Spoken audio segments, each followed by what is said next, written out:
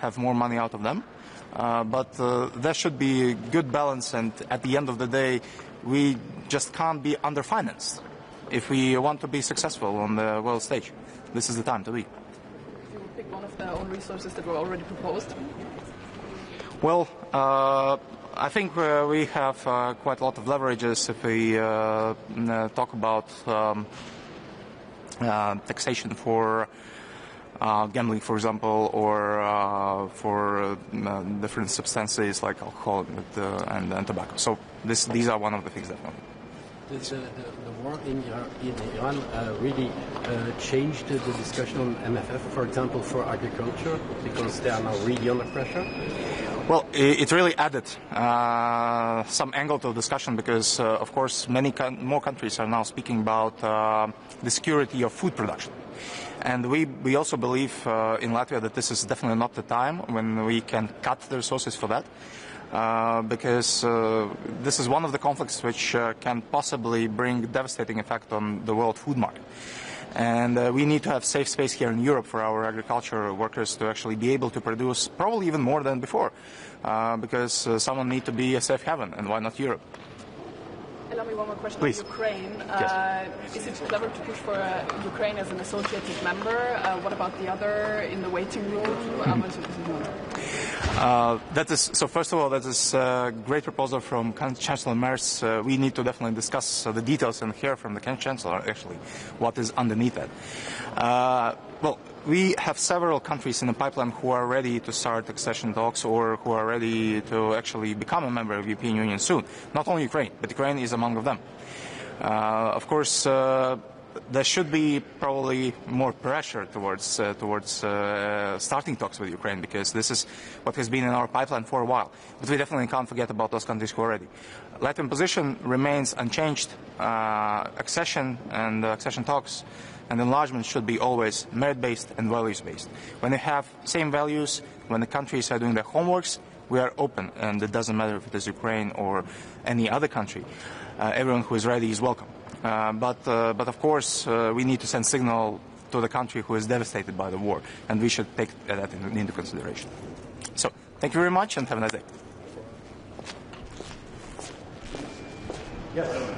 Hello. Please. You already mentioned a bit. You are preparing for the European Council, and the war in the Middle East is moving to another stage. In which stage and in which way the EU will engage, especially that nuclear deal will also involve lifting of the European sanctions? Oh, that's a great question. I don't think they have the direct answer right now, because you rightly mentioned that everything is changing very fastly, and we saw that finally the prices for Brent, for example, got down significantly in the last days. So that means that we'll probably have a little bit least heated discussions on the economic side of that. Europe always wanted, and I believe Europe will want to be part of discussions or part of negotiations, because Middle East is a very important region for us, and not only because of Strait of Hormuz, not only because war in Iran, but also because of our relations with other countries.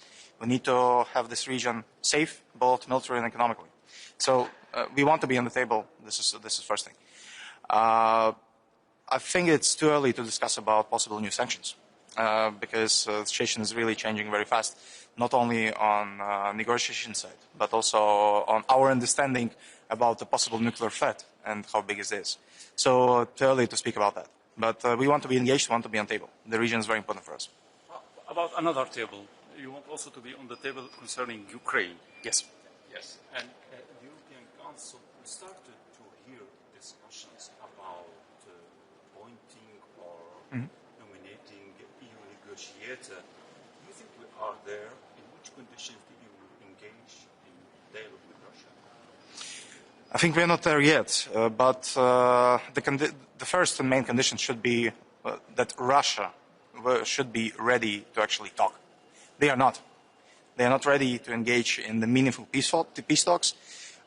We have seen last year, 2025, there have been, I believe, 6 or 7 opportunities for them to actually agree to a permanent ceasefire or a longer ceasefire.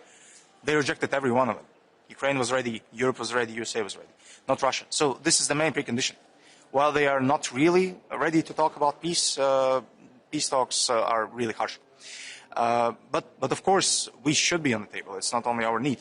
Ukraine is Europe, and this is about the whole European security.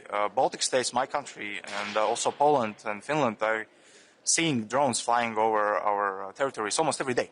And we have drones crashing in our territory. So this is a real impact of war already in the European Union. So that is one of the reasons, of course, that we need to be on the table. And we need to make sure that the peace is just and long-lasting. Because otherwise, there's no sense. Unfortunately, we don't believe that Russia will change their big position and big picture. They want to be aggressor in our continent. And well, nobody knows when this position will change. We need to make sure that Russia is weak enough to not be able to do anything bad. But we need to be on the table. And this is prerequisite if you want to have a real peace. So, Minister, what's a question yes. about Ukraine? May I ask? Please. Russia just hit Ukraine with Oreshnik missile for the third time since 2024. Has it somehow changed your perspective on Russia-Ukraine war now? No, there's been no change because, well, Oreshnik is a really great PR story in Putin's mind. It's not a great PR story in our mind because we saw several hits and many big communication about those hits. But nothing really is changing. And I think that Russia is proving that they are becoming weaker and weaker on the battlefield. Well, we see that they cannot really progress on the battlefield. They cannot even fulfill one of their targets. But Ukraine is becoming stronger and stronger. And I have zero indications that any Russian hits or any other hits will change that. So, what kind of pressure, what kind of sanctions can prevent such attacks? Well, sanctions work in long term. There are sometimes discussions that they are not effective, but they actually are. But they are not effective tomorrow, and in a week they are effective in the long term. The main response is to cut all the economic ties with the West for Russia. So this should be the main point of the sanctions. Shadow fleet, very important right now because it gives a lot of money to full war economy and also to actually try to target our critical infrastructure. For example, in the Baltic Sea, this is what Russian Shadow Fleet is doing. So we should decontain Shadow Fleet. We should continue working with those businesses around who are trying to help Russians to overcome sanctions. So this should be the main focus. It should be very painful for them to continue financing the war. It should be very painful. And this is our main response. When they will not have this opportunity anymore, they will be ready to talk. Because, unfortunately, we don't see any other way right now.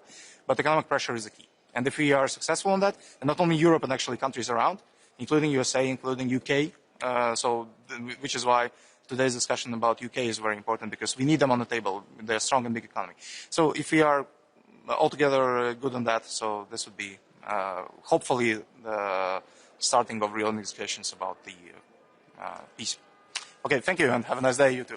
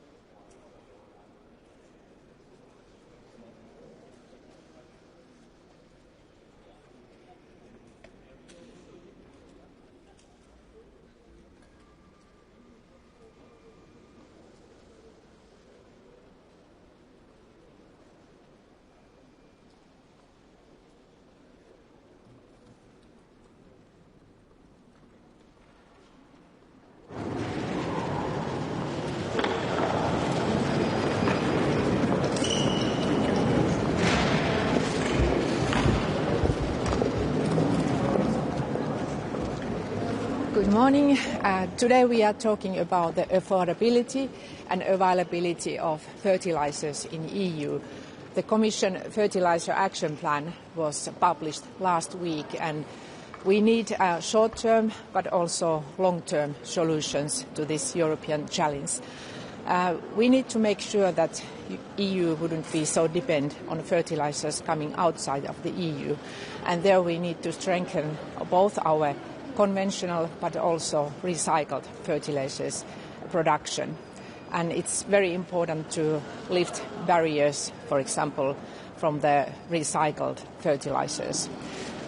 It's also important to take care of our farmers' liquidity, and so we need solutions there, and I very much welcome the possibility to have advanced payments this year.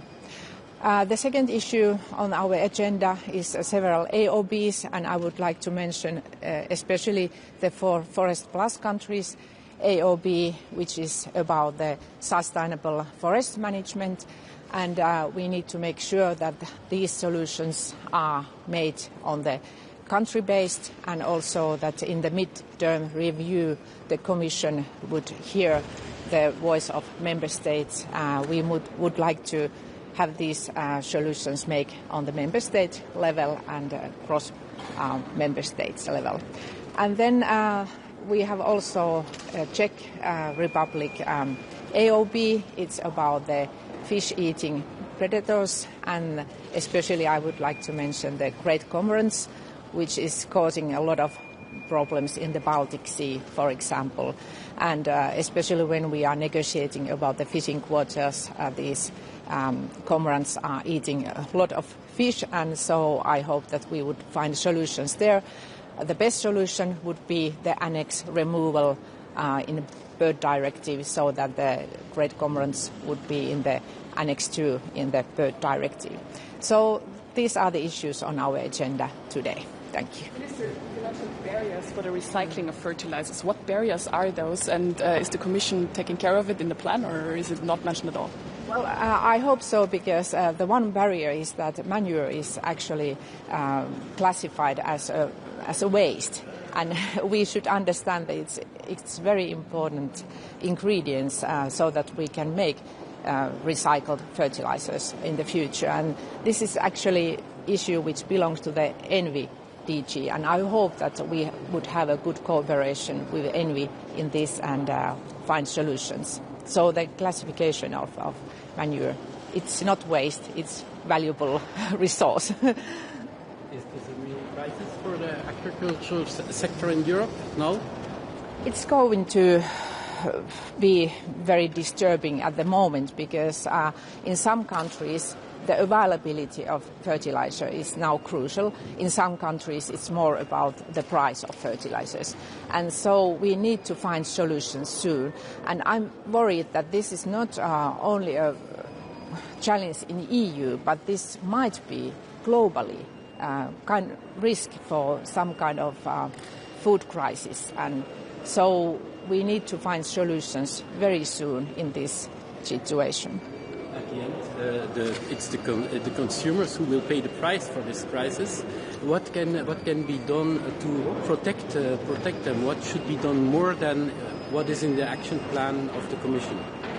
We need to make sure that in the food supply chain our farmers will be treated fairly, so that they will have their share in the profits in the food supply chain. And I really hope that we would have the UTP directive renewed very soon.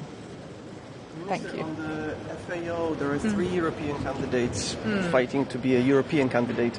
Do you have a favorite from the three, Mr. Planas, Phil Hogan, and the Italian candidate? Most important is now to make such a process that the winner would be a European candidate, and this is actually what we are now talking in the Council meeting. And so I hope that in Europe we would understand that the common European candidate must be now the primary issue for all of us, and so that we would find a good candidate for EU. That's the most important at the moment. Of course, I'm sure that coming from the EPP-led country, you can guess that who would be the Finnish favorite. But at the moment, the most important is now to find a solution for this. Thank you. Thank you.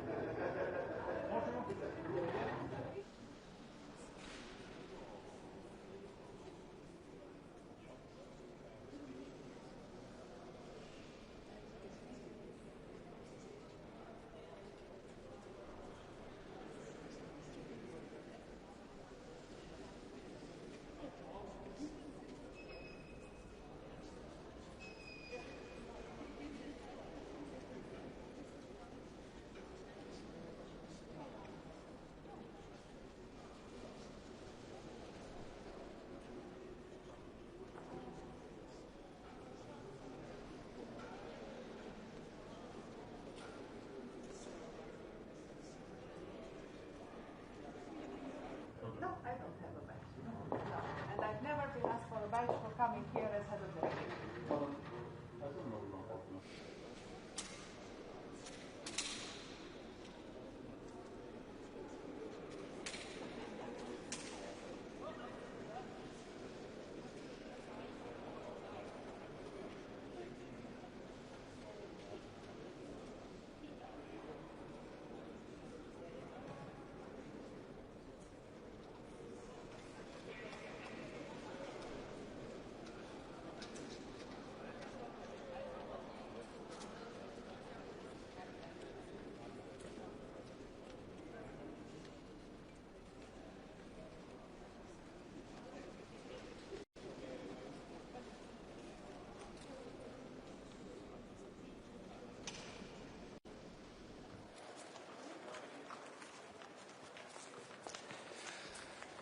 Hello.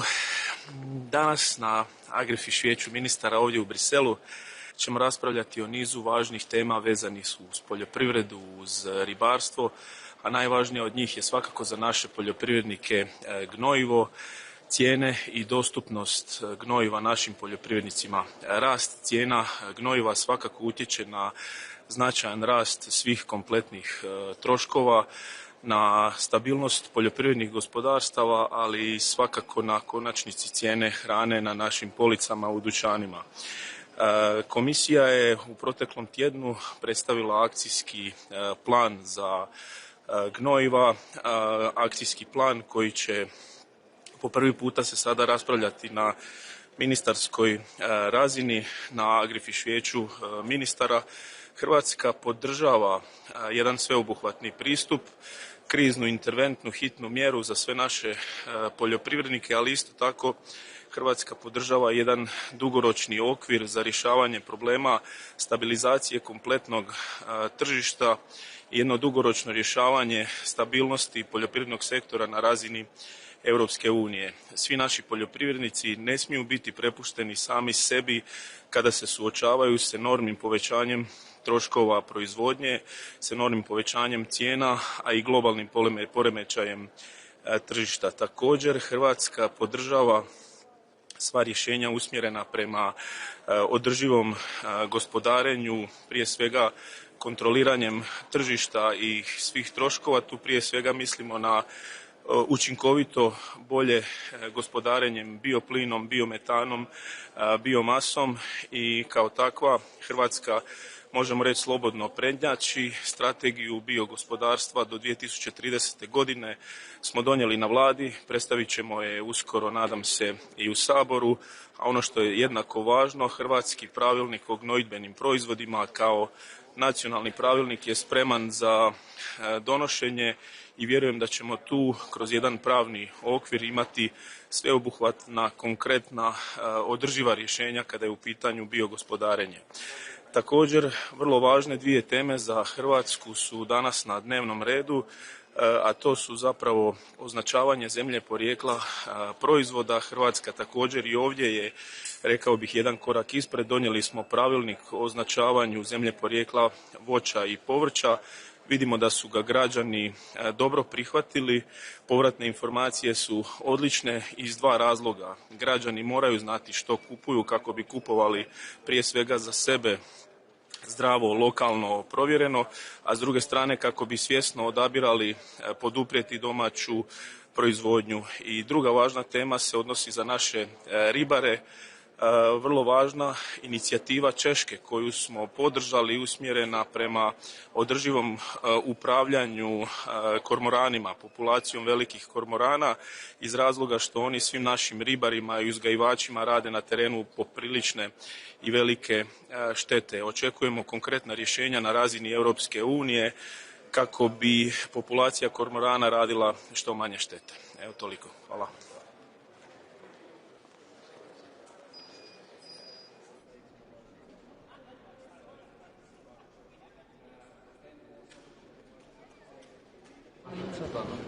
We come here, so you can feel free to join or ask questions, or we can come later. Dzień dobry Państwu. Dzisiaj mamy posiedzenie. Dobrze, jeszcze. Ja mam stać w tym samym miejscu, czy chcecie dalej, bliżej?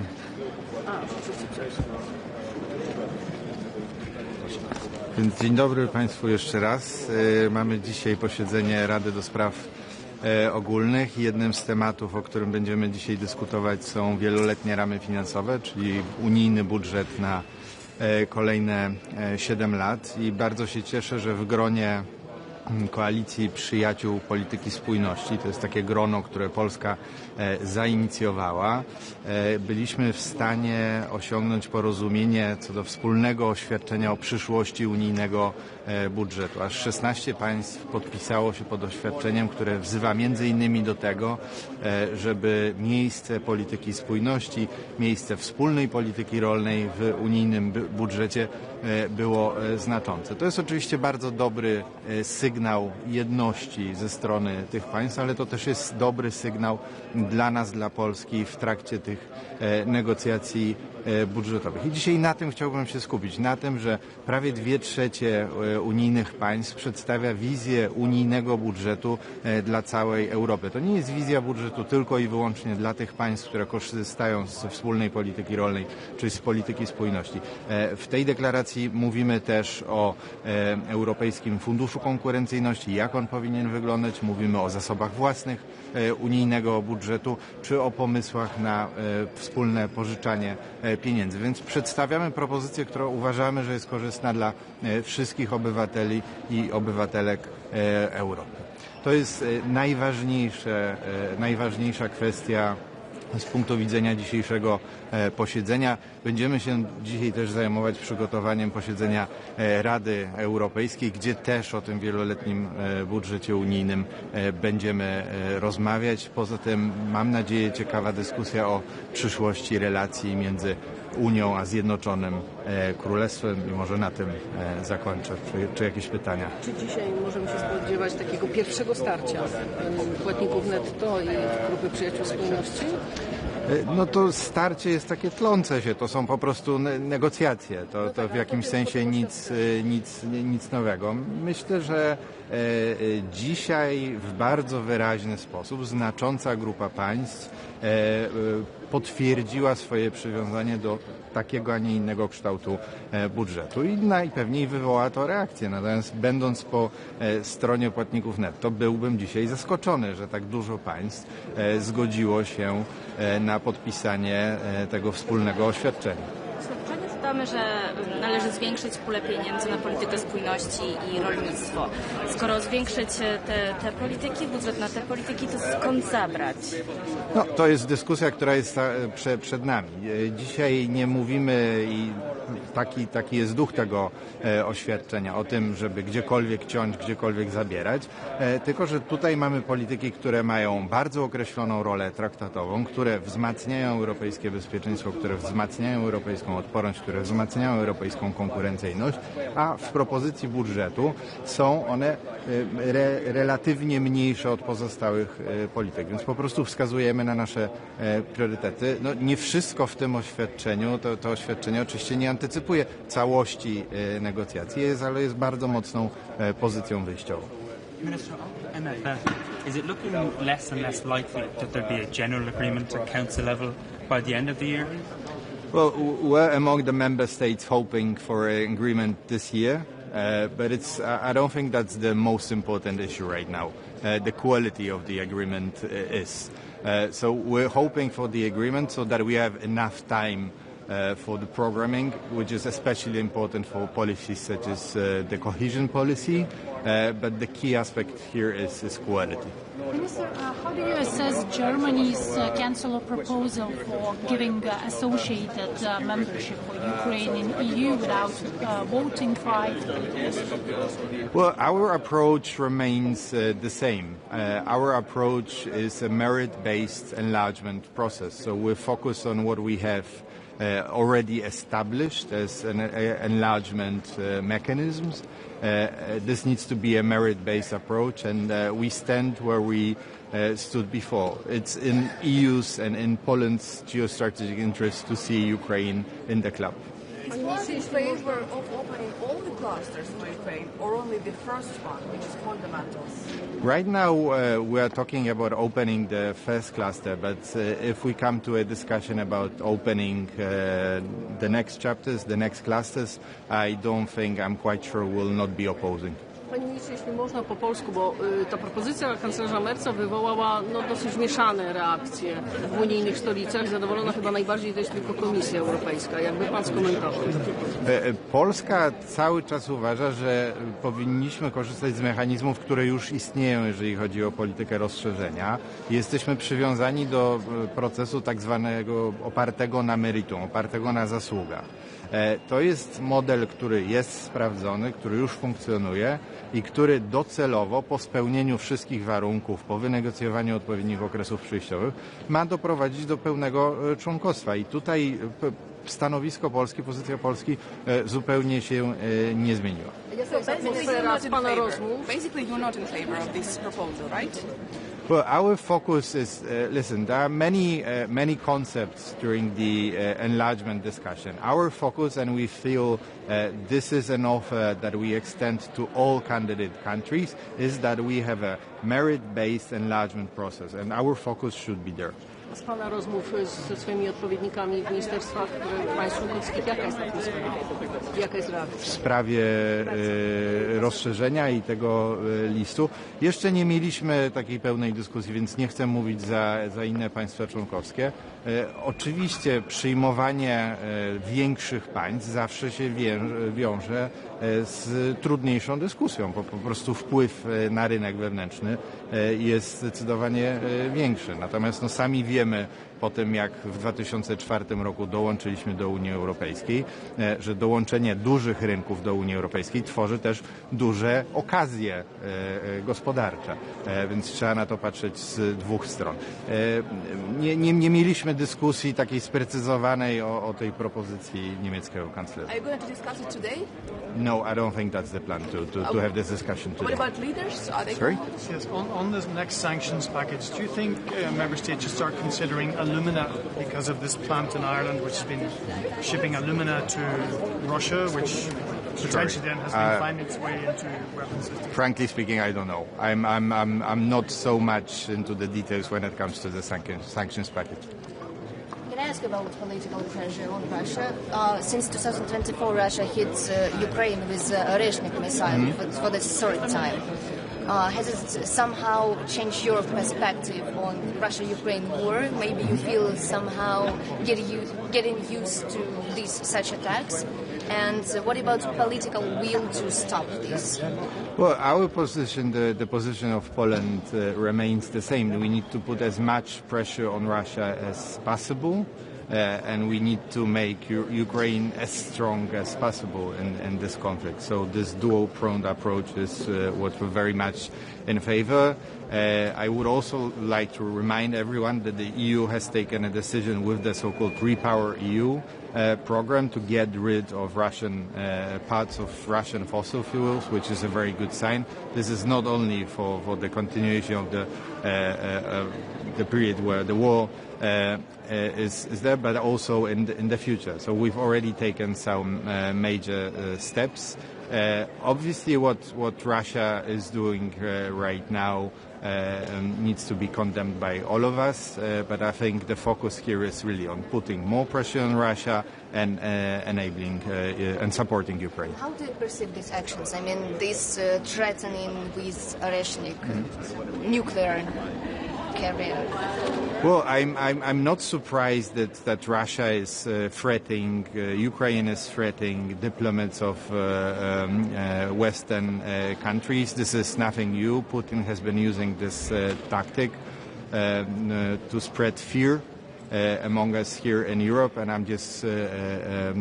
just want to say this will not work. That's quite clear. This is simply a tactic, and this will not work. Thank you so much. Dziękuję bardzo.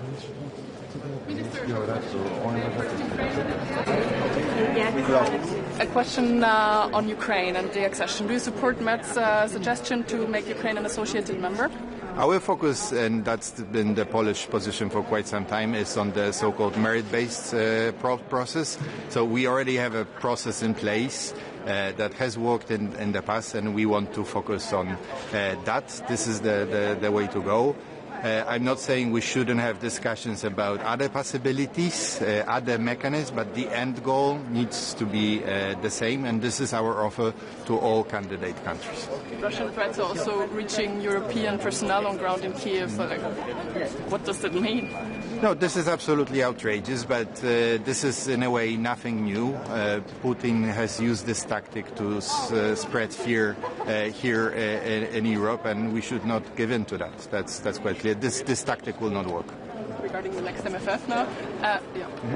So on the next MFF, I'm very happy that we did have a declaration of 16, and that's quite a large number of so-called friends of cohesion. So 2/3 of EU member states have presented an idea of how the EU budget should look like for the whole Europe, how we can tackle the challenges of the future. So I think we are in a very strong position. Financing from the EU was always, agriculture was always a main issue. It's now under pressure. In the new MFF, the budgets will be reduced. At the same time, agricultural sector is under pressure because of the war. Does that alter the discussion on the MFF? Well, so this is one of the points that we're making in our declaration, that we need sufficient funding for so-called treaty-based policies, so be it cohesion policy, but also common agricultural policy.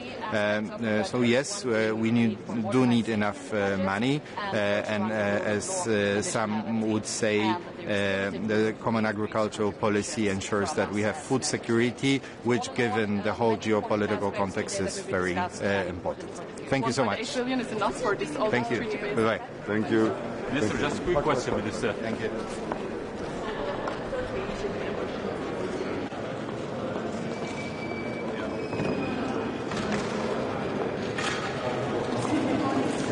Good morning. Nice to be here. First, on Ukraine, we need to keep supporting Ukraine strongly. We need to put more pressure on Russia. We also need to make sure that we are able to open all the negotiation clusters with both Ukraine and Moldova when it comes to the enlargement. On MFF, we need to make sure that we have the right priorities, and we think that it's good that we now focus on competitiveness, we focus on defense, we focus on innovation policy, industrial policy, research, development. Finland, although thinks that the overall level is too high, we need to be able to prioritize, and we also need to be able to have a more modernized structure. Then also I would like to say that we need to do what we can to make sure that we can get the humanitarian aid to the people of Gaza. International law needs to be respected by everyone under all circumstances. Thank you. Opening clusters for Ukraine. Do you support Matt's suggestion to make Ukraine an associated member? Finland is open to different types of solutions when it comes to having Ukraine as part of the European family. What needs to be done in order to achieve that? Well, let's see. I think that we should be able to open now all the clusters as soon as possible. I believe that the future of Ukraine is within the European Union, and we just need to go forward and hopefully now also with the elections in Hungary, etc., I hope that we will be able to go forward. Minister, but how do you assess Germany's Chancellor proposal to give associated membership for Ukraine in EU without voting right, etc.? I think Finland is open to different types of solutions when it comes to the membership path of Ukraine. Without going into further details, we are open to these types of discussions. You're talking about the next MFF regarding that you're a part of the group of net contributors. What does it mean? How can you not spend more in the budget but at the same time raise the ceiling? I think that we need to be able to prioritize. The world is changing, and we should be able to also focus more on things that are important today. Competitiveness, defense, innovation policy, industrial policy. At the same time, we see that cohesion, for instance, has progressed in many countries. It's been a very good tool, but we need to be able to we have tight national budgets as well back home, so we need to be able to also prioritize on the European level and focus very much on questions like fighting corruption, rule of law, conditionality. I need to be able to explain to my taxpayers also in Finland that the monies are going to for the right causes and that they are also used as they should be without any type of corruption, etc. Budget for agriculture in the next MFF.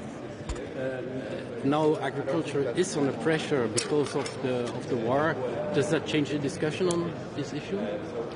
When it comes to agriculture, it's first of all, it's important for Finland. Agriculture is also very important for us, and you need to be able to be a farmer that produces food also in the more northern parts of Europe. That is also a question of security of supply, a question of security. So agriculture is important for Finland, yes, but we also need to look at the whole spending in Europe and make sure that the monies are used especially for those who are producing food.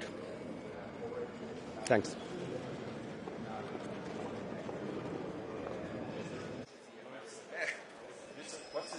You are preparing for the European Council, and we have talks around that the EU is going to negotiate for a dialogue with Russia. Do you think it's the time for that, and who is going to be your choice? It's not up to me, but of course at some point we need to be able to talk to Russia, and it should be done in a coordinated way amongst our friends in Europe, but no more comments. Thanks.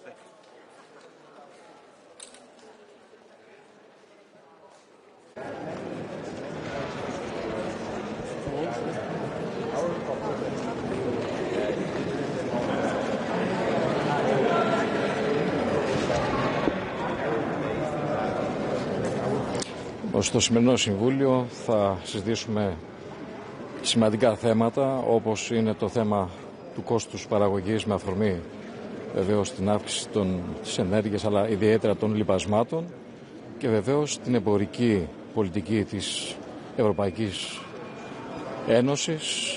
Και εδώ είμαστε ξεκάθαροι, στηρίζουμε μια ανοιχτή, εξωστρεφή εμπορική πολιτική, όμως πρέπει να είναι δίκαιη, ισορροπημένη και στρατηγικά ανθεκτική.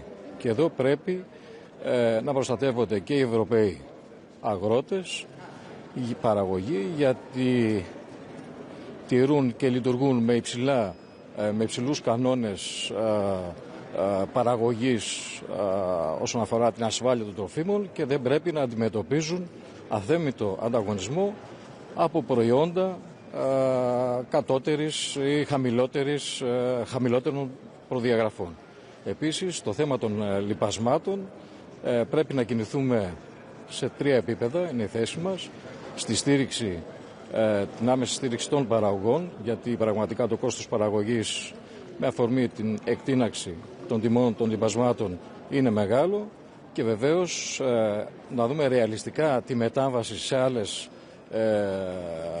προδιαγραφές, σε άλλες διαδικασίες, όμως σε καμία περίπτωση δεν πρέπει να φορτώνονται οι αγρότες, η παραγωγή μας, η ευρωπαίοι παραγωγοί, με νέα βάρη. Και βεβαίως στήριξη της ευρωπαϊκής βιομηχανίας, διαδικασίας, παραγωγής λιπασμάτων, ώστε να μην έχει αυτή τη μεγάλη εξάρτηση που έχει μέχρι σήμερα. Ευχαριστώ πολύ.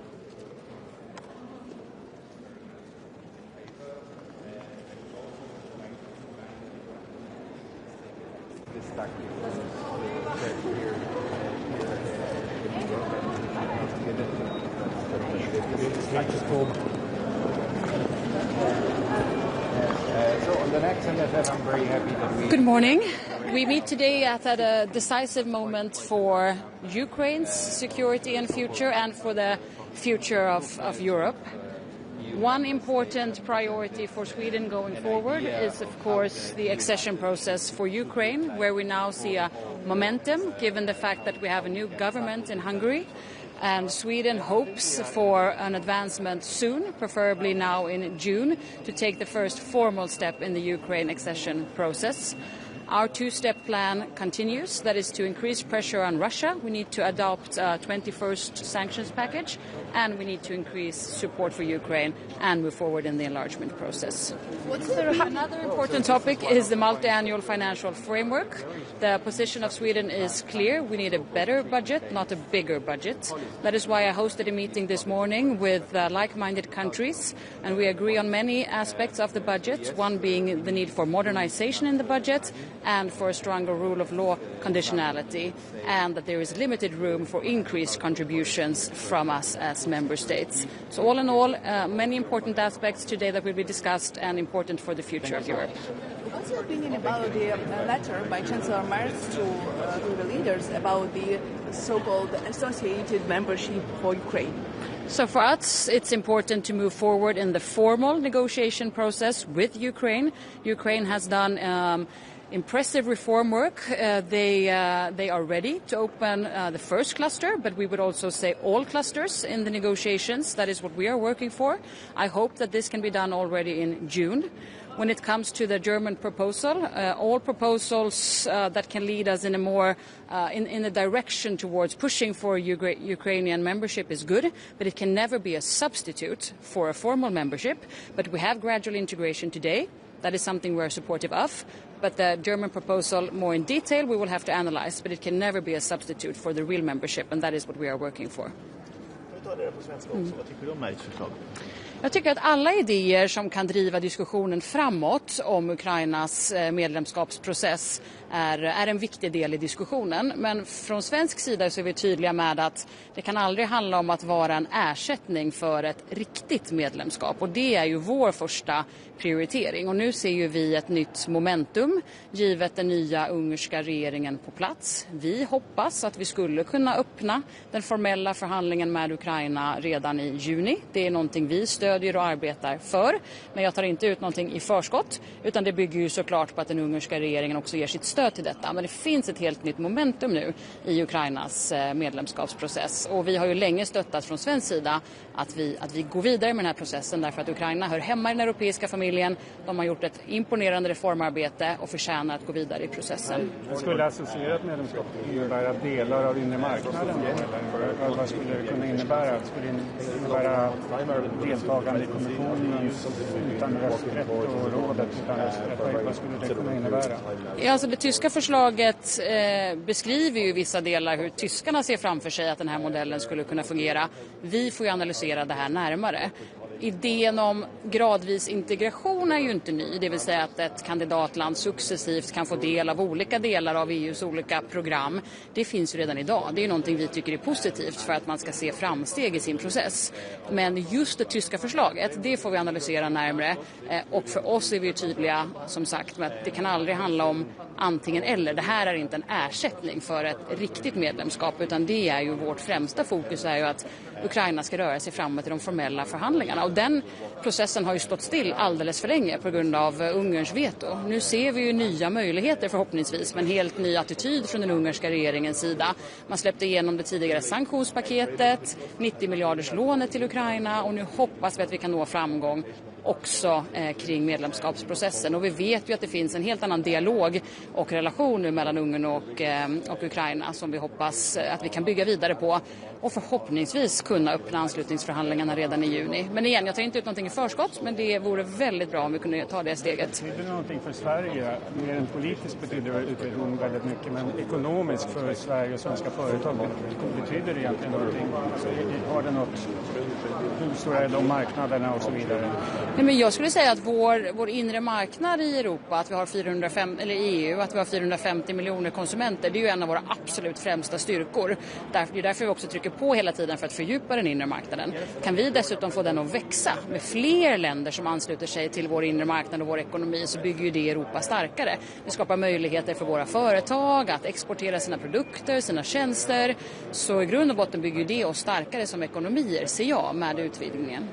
Det här frukostmötet som ni har haft om MFF:en, jag förstår det som att både Tyskland och Frankrike var med på det. Ser du dem som likasinnade så tillvida att de har samma linje som ni har, och vad är ert budskap? Det här är ju en extremt tuff förhandling såklart, EUs långtidsbudget. Men Sverige befinner sig i en krets av många länder som, precis som vi, tycker att våra avgifter till EU inte kan öka på det sätt som kommissionens förslag nu skulle innebära. Så jag stod ju värd för ett frukostmöte i morse med ett stort antal likasinnade länder, och vi är ju överens om att våra avgifter kan inte öka dramatiskt, att vi behöver en modernisering av budgeten och att vi behöver en stark koppling mellan krav på rättsstatens principer och tillgång till EU-medel. Bara för att ta några exempel. Så det är klart att det finns länder som vi har extremt lika positioner med och sen finns det variationer. Men i grund och botten skulle jag säga att vi många medlemsstater som ser att vi har tuffa prioriteringar att göra hemma. Vi är många länder som investerar starkt i vår egen försvarsförmåga till exempel. Det skapar väldigt begränsat utrymme att kraftigt öka våra avgifter till EUs budget. Och det är vi många länder som är överens om det. Dessutom är det många länder... Tyskland och Frankrike? Ja, det skulle jag säga. Absolut. Det är också många länder som har ett tufft ekonomiskt hemmavid. Där flera länder har begränsade med möjligheter att helt enkelt öka sina avgifter till EU. Så det är viktigt för Sverige och för mig att vi samordnar oss med andra likasinnade länder och att vi är väldigt tydliga och koordinerade i våra budskap så att vi verkligen kan få förändring nu i de här kommande förhandlingarna. Samtidigt har vi de här andra grupperna av länder, sammanhållningens vänner, som egentligen säger precis tvärtom. Vi måste ha en större budget, vi ska inte talla på jordbruksstöd, sammanhållningsstöd. De vill inte se några rabatter, de kan tänka sig nya EU-lån och sådär. Vad säger de det? Ja, jag delar ju inte den synen. Och Sverige som är nettobidragsgivare, precis som många av de länderna är som deltog på mitt frukostmöte i morse. Vi ser ju att det är vi som framförallt skulle behöva betala mer in till en större EU-budget. Så dels ser vi att volymen är alldeles för hög. Den volymen måste ner. Den svenska avgiften måste ner. Vi behöver också någon form av rabatt till Sverige för att just minska vårt bidrag. Men sen behöver vi också en bättre budget sett till dess innehåll. Alltså vi behöver en budget idag som fokuserar mycket mer på säkerhet, försvar, stöd till Ukraina, konkurrenskraft. Jag tror att hade man ritat upp EUs budget idag på ett vitt papper, då hade den inte sett ut som den har gjort historiskt. För vi har andra utmaningar idag och de måste vår EU-budget svara upp emot. Så det kommer bli en tuff förhandling, men jag känner mig ändå stärkt i att vi är många länder som delar synen att EUs budget inte bara kan dra iväg i volym utan att den måste minska. Men det är fler länder. Den här gruppen är betydligt större än vad ni är, eller? Ja, men det kommer ju vara en tuff förhandling som sagt. En av de absolut tuffaste förhandlingarna som finns när 27 länder ska komma överens om vad vi ska lägga pengar på under de kommande åren. Men just därför är det viktigt att vi från svensk sida är aktiva i att samla stöd för vår position, att vi är väldigt tydliga i våra budskap. Och jag är ju kristallklar både mot kommissionen och mot mina kollegor i de andra länderna att för Sverige är det inte aktuellt att vi ska öka vår svenska EU-avgift med 80%. Det är heller inte aktuellt att fortsätta med business as usual vad gäller innehållet i budgeten, utan vi måste ha en modernisering med mer fokus på säkerhet, konkurrenskraft, stöd till Ukraina. När du var här för ett halvår sedan sa du att budgeten skulle leda till att bidraget ökas med 60% ungefär. Vad är det som har ändrats sedan dess? Det är svårt att få exakta siffror. Även 80% som vi har beräkningar på nu är ju konservativt beräknat. Det skulle kunna vara mer också. Så det beror lite på ibland, för att vara lite teknisk, om man räknar med betalningar eller man räknar med åtaganden eller hur man räknar helt enkelt. Men att det skulle bli en mycket kraftig ökning för svensk avgift, det är väldigt tydligt hur man än räknar. Men om Sverige hade fått exakt den inriktningen som ni vill, hade du då varit beredd på att skjuta till extra till budgeten? Men jag ser att det behövs två saker. Volymen måste ner. Och innehållet i budgeten måste vara tydligare inriktat mot säkerhet och mot konkurrenskraft. Så för oss är det ju två delar. Det är volym och det är innehåll. Men budgetvolymen så som den är nu i förslaget på bordet, det är inte rimligt. Och det är fler länder än bara Sverige som tycker det. Utan det skulle innebära en alltför omfattande ökning av svensk avgift och för många andra nettobidragsgivares avgift. Och därför måste volymen ner. Minister, just on the MFF, how difficult do you think is it going to be to bridge the different and various positions when it comes to spending, cohesion, rebates? I mean, very difficult. It's always difficult, but in the end of the day, we tend to have an agreement, so to say, and I'm sure we will also this time.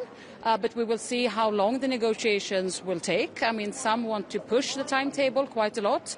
What we're saying is that it would be good, of course, to have a fast decision, but it's more important that we have a good decision on the budget. So in that sense, we have time. But sure, it will. We come from different points of view, some countries, but that's only natural. But what's important for us is that we coordinate with our like-minded, which is a substantial group, to really make sure that we can have concrete changes in the next proposal that we expect from the presidency. Jag har en fråga om den inre gränskontroller. Förra veckan så förlängde Sverige de här med 6 månader och det har nu gått över 10 år. Den skulle vara tillfälliga åtgärder. Det är lite svepande förklaring i regeringens motivering. Vad är det för konkret nytt exceptionellt hot som motiverar det här? Det är ju inte en hemlighet att vi allra helst skulle vilja leva i en värld och i en union där vi inte behöver inre gränskontroller. Men då har vi haft problem under lång tid med att vi inte har haft ordning och reda varken vid EUs yttre gräns eller ibland gränserna inom EU. Och då behöver vi av olika skäl ha bättre kontroll över vilka som rör sig in till Sverige. Så att på så sätt så är det inget konstigt, men det är klart att vi i den bästa av världar vill gå tillbaka till en situation där det här inte behövs. Men nu ser vi det som nödvändigt. Fler frågor får ni rikta till ansvarig minister. Experter på EU-rätt dömer ut det här som olagligt. Vad tänker du om den kritiken? Nej, men Sverige är ju inte det enda land som vidtar den här eller liknande åtgärder. Vi ser ju runt om nu i hela Europa egentligen att man inser att vi har haft en oordnad migrationspolitik som kräver att vi vidtar åtgärder av olika slag. Jag menar, vi kommer diskutera migration också på dagens möte och behovet av att dels implementera migrations- och asylpakten, titta på olika innovativa lösningar som det kallas för att stävja den irreguljära migrationen och öka återvändandet. Så att vi behöver ju många åtgärder där inre gränskontroller är ju en del, men det är ju ett mönster som vi ser i många europeiska länder att man vidtar åtgärder för att ha bättre kontroll över vilka som befinner sig i det egna landet. Och det är klart att för att då gå tillbaka till dagens dagordningspunkt, det börjar ju också med att vi har kontroll över vilka som befinner sig i vår union. Och där har det ju brustit historiskt. Nu hoppas jag ju på mycket bättre ordning och reda med migrationspakten på plats, men det kommer behövas fler åtgärder. Om deadline bara där för MFF-förhandlingarna, det finns väl en del som ändå pekar på det franska valet som en reell deadline. Gör du också det? Det finns ju många anledningar att landa i en slutsats snabbt på så sätt att det är klart att det vore bra att nå en överenskommelse om vad vi lägger pengar på de kommande åren. Men jag gör mig inga illusioner om att det här brukar vara en enkel förhandling. Så därför menar jag att det är klart att vi kan säga, och det har ju också ledarna sagt, att man liksom ser att det finns goda möjligheter med att agera snabbt. Men det viktigaste för oss är ju att det blir en bra budget i slutändan. Att vi får ett beslut i tid såklart innan den ska börja gälla. Men vi kommer inte gå med på en dålig budgetuppgörelse för att det på något sätt skulle vara bråttom. Ja, det är val i många länder. Det kommer alltid att vara.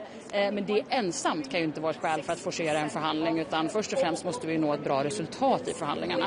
Och där har ju Sveriges position varit glasklar och fortsätter vara glasklar. Att ska vi kunna gå med på någonting, då måste ju volymen ner, den svenska avgiften måste minska och vi måste bibehålla fokuset på modernisering och på säkerhet och försvar och konkurrenskraft.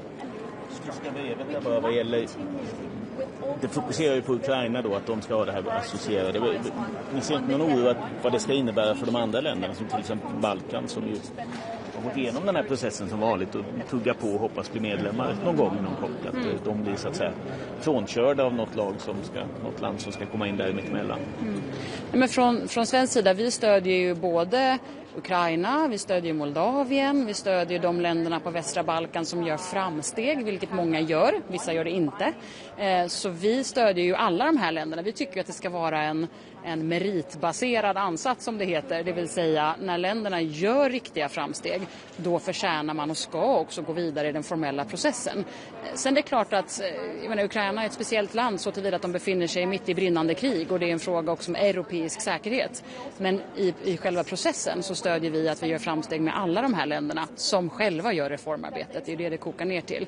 Därför, apropå det tyska förslaget, det är ju väldigt bra att det är många länder nu som vill trycka på för att vi rör oss snabbt vad gäller Ukraina. Därför är ju sådana idéer på bordet är ju intressanta och bra att de får igång en diskussion. Men de kan aldrig vara ett substitut för den formella förhandlingen.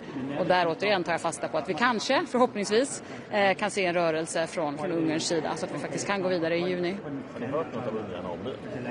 Nej, men vi hör ju en helt annan ton, givetvis, när det gäller relationen till Ukraina. Och det är klart det faktum att man också släppte igenom sanktionspaketet och även då det stora viktiga 90 miljarders lånet till Ukraina var ju oerhört viktigt. Vi vet att det pågår en dialog, vi vet att det har funnits viktiga aspekter från Ungerns sida som man vill prata om, som jag hoppas nu att man kan ha en bra dialog om helt enkelt så att vi kan gå framåt. Så att, alltså inte ut någon seger i förskott, men jag tror och hoppas att vi ska kunna gå vidare i den formella processen snart och allra helst i juni. Och sen vill vi som sagt att vi inte bara ska gå vidare med det första klustret då för att vara lite teknisk utan egentligen samtliga. Det sägs att reformarbetet i Ukraina har tappat fart. Har du sådana uppgifter också?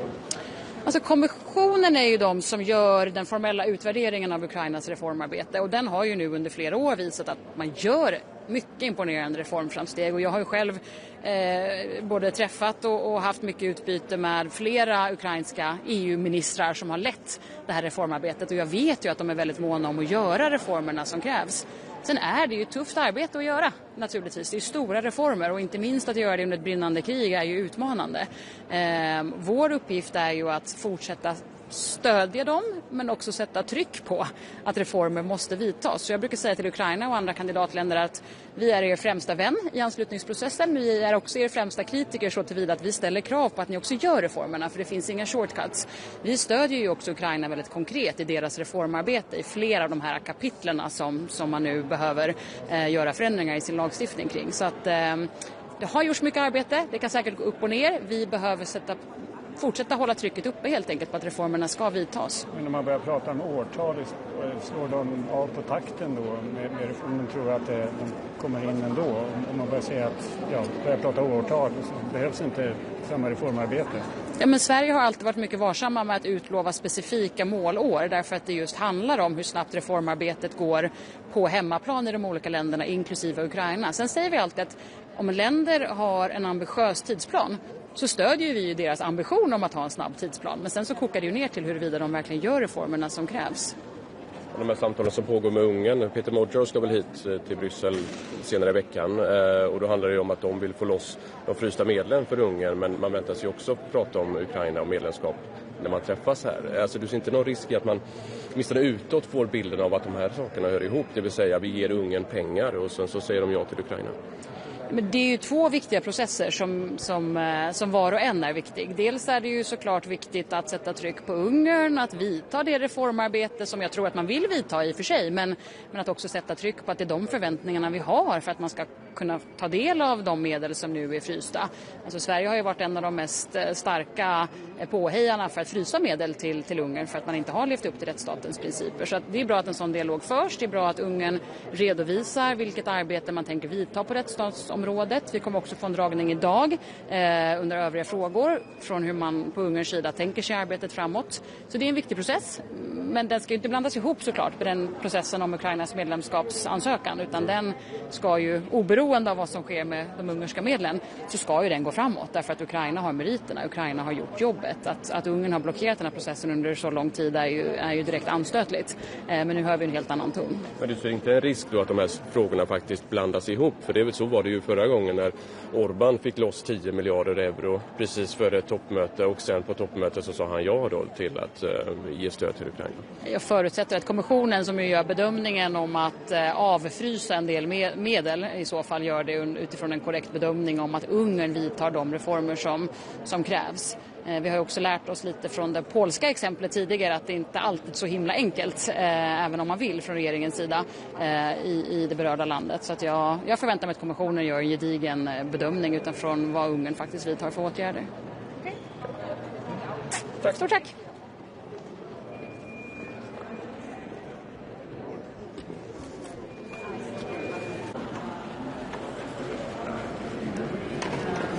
Dobré ráno. Dobrý den. Tak až budete ready.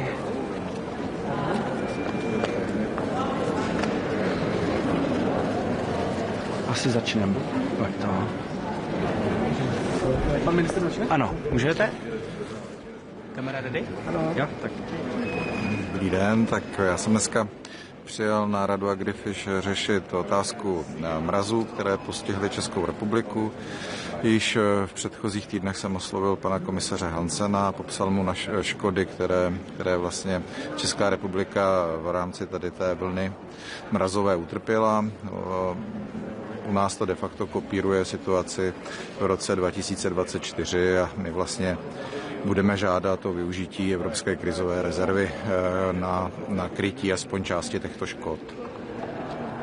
Jaké si děláte, pane ministře, naděje, kolik by to mohlo znamenat pro Česko peněz, a jestli můžete nějak stručně popsat, jaký bude teď ten proces?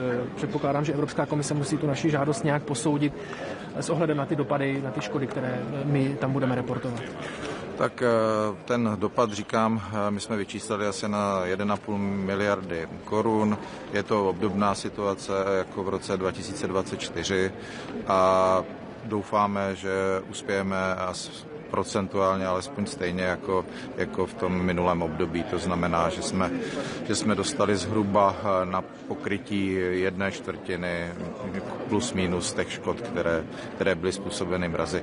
Samozřejmě, že vždy tato situace závisí i na přírodních jevech v ostatních členských státech a na tom rozpočtu té krizové rezervy. Pane ministře, jak potom bude to odškodnění distribuované mezi ty české zemědělce?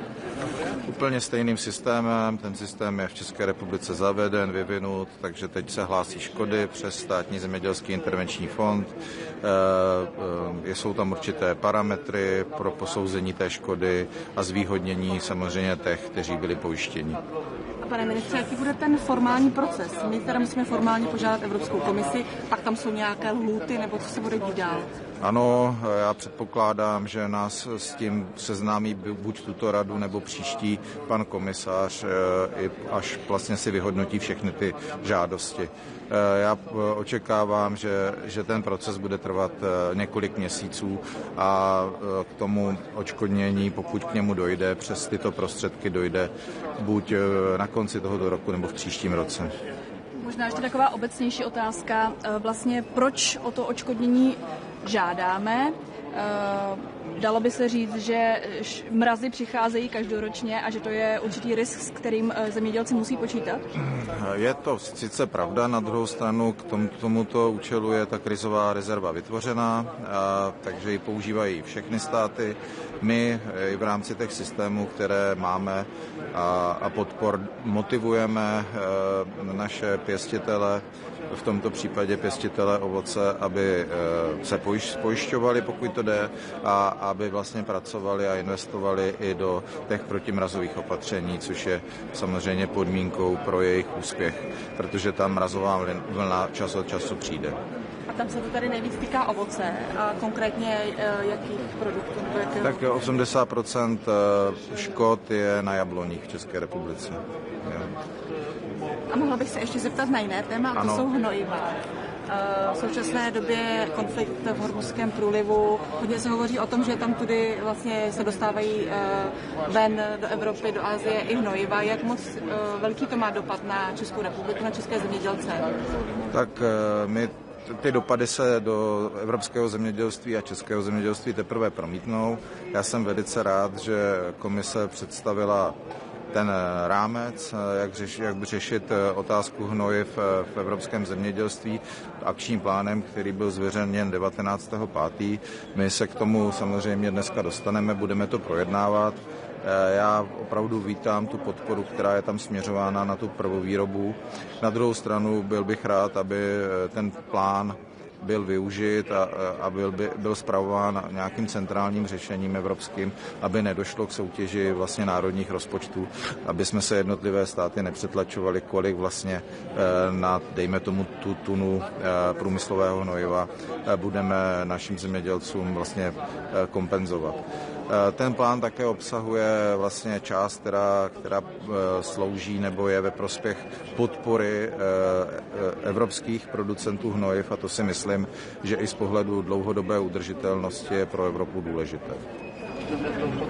Jinak já bych ještě rád informoval o tom, že na radě budeme dneska řešit i otázku rybožravých predátorů v druhé polovině jednání. My tam vlastně Česká republika ve spolupráci s dalšími státy budeme upozorňovat na tu problematiku kormorána i s návrhem plošného řešení v rámci Evropy, takže to je vlastně takový druhý hlavní bod pro mě v dnešním jednání z pohledu České republiky, a další jsou ty hnojiva, to už jste se mě na to ptala. A samozřejmě taky chceme podpořit státy, které mají obdobné problémy s klimatickými jevy, například Slovensko se suchem, protože u nás je ta situace tak na hraně z pohledu toho sucha, takže se určitě o tomhle a o využití krizové rezervy budeme také ještě bavit. Jak velký problém ten kormorán představuje pro české zemědělce a jaké plošné řešení si představujete? Tak kormorán jako rybožravý predátor vlastně migruje, proto se nedá řešit jedním opatřením na území jednoho státu. Je to otázka řešení v hnízdištích. My jsme v letošní zimě nebo v proběhlé zimě byli svědky velkých vlastně ataků těch kormoránů, který vlastně trávili tu zimu na našem území, hlavně na řeky. A musím říct, že jsou to obrovské škody v řádech desítek až stovek milionů korun, které vlastně ten dravec každoročně na té rybí populaci způsobuje. A které další země možná ještě s tím mají problém, s tím kormoránem? Já si myslím, že jako že nás podpoří řada zemí v tomto, od severských zemí po Baltí až vlastně po ty země v našem pásmu, kde se ten kormorán vyskytuje. A kolegyně se ptala ještě na to řešení, tak jaké bychom si představili řešení, nebo co s tím dělat? Je jako v debatě určitá redukce těch populací v hnízdištích. Děkujeme. Ty státy máte když tak v tom paperu, co jsem posílal. Tak jo, a zmínil jsem.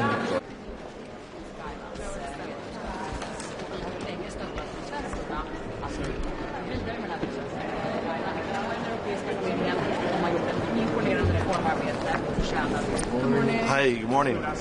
It's great to be here in Brussels again for the monthly meeting of the Agrifish Council. In a little over 1 month's time, Ireland will assume the presidency of the EU, something we've been working towards as a government for a very considerable period of time now. So I look forward to meeting with Commissioner Hansen and with colleagues across the Agrifish Council, where, during our presidency, Ireland will work with colleagues all across the Council to deliver for our farmers and our fishermen and women and the rural and coastal communities on which they depend, to build their resilience, to support their incomes, and to build the sustainability of their future as well. Today will be a number of things to be discussed, including the Fertiliser Action Plan, enhancing our own resilience and our own production of fertiliser within the EU has to be a key priority, and reducing our dependency on imports. This is something that is really important, and Ireland will work both now and throughout our presidency on that plan and to make it impactful for our farmers and for food security. Similarly, trade will be discussed at this meeting, as it always is. Ireland notes the interim implementation of the Mercosur trade agreement. We look forward to the rigorous implementation of analysis and monitoring of the market impacts of this deal. And also very robust interventions in terms of the implementation of the safeguards where they're required.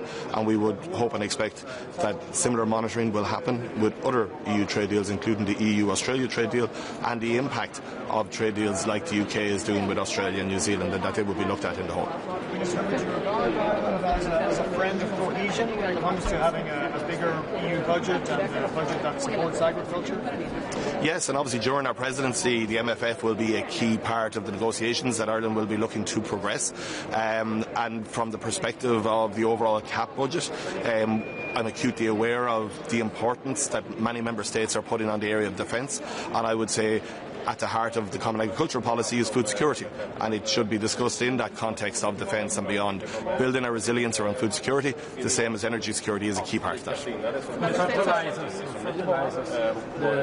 Is the action plan from the Commission enough to protect consumers?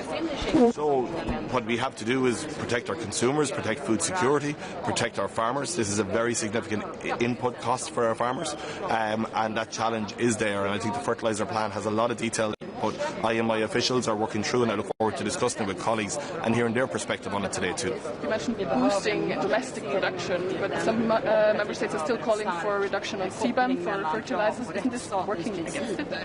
So what I'm talking about is boosting the EU production. I think this is a vulnerability that we all recognise in the EU, our dependency on imports of a key input for food production coming from the outside of the EU. So not so much domestically as Europe-wide. I think we need to look at that. And we also need to invest more in the area of research in terms of how we support use of alternatives and incorporate them into our food production systems as well. To answer the acute crisis? No, I believe we have short-term interventions that are there, and us in our Irish government, we have supported our farmers with the significant energy shocks around fuel prices, and we've been able to have that immediate intervention. But you also need medium to longer-term interventions. Whenever the conflict in the Middle East ends, there will be a fallout from that will continue for some period of time. So it is right that you take this opportunity and this shock to also look at more medium and longer-term solutions as well, and do them in tandem. Should this be a wake-up call to decarbonize fertilizers industry? I think we can never be complacent around food security. And food security is at the heart of a strong defence policy. And I will always make that point, and it will be a key part of our approach to the presidency, that we see the funding of CAP, we see the support of our farmers and our fishermen and fisherwomen. That is an integral part of supporting food security, and we can never be complacent about that. Minister, are we getting closer to getting a single agreed EU candidate for the FAO position? And will that be discussed today?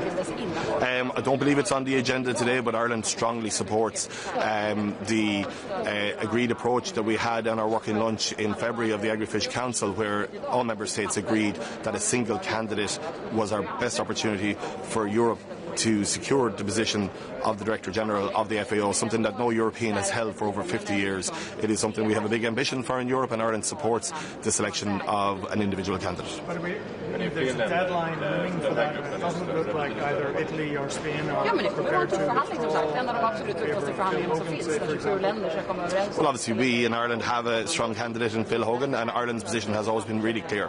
We agreed back in February that the best approach here is for all member states to agree one European candidate, and that would still be Ireland's position. Thank you. Minister, quickly, you are going to have the presidency, and the cost of the energy for farmers is becoming higher. How you see this issue is going to develop in the coming weeks? And concerning also the EU response, what should be done? Yes, cost of energy is a really significant impact for us, and we in Ireland have a fuel intervention, a support scheme for our farmers to support them in fuel in the short term. The discussion today will be around the fertiliser action plan and the importance of supporting our farmers for what is a key input and a very increased input cost for our farmers. And the fertiliser action plan is about identifying the increase in cost, but also supply into the future. I believe we need to look to enhance our production of fertiliser across the EU and not be as dependent on inputs, because it is, as part of that food security discussion, a key tenet of that.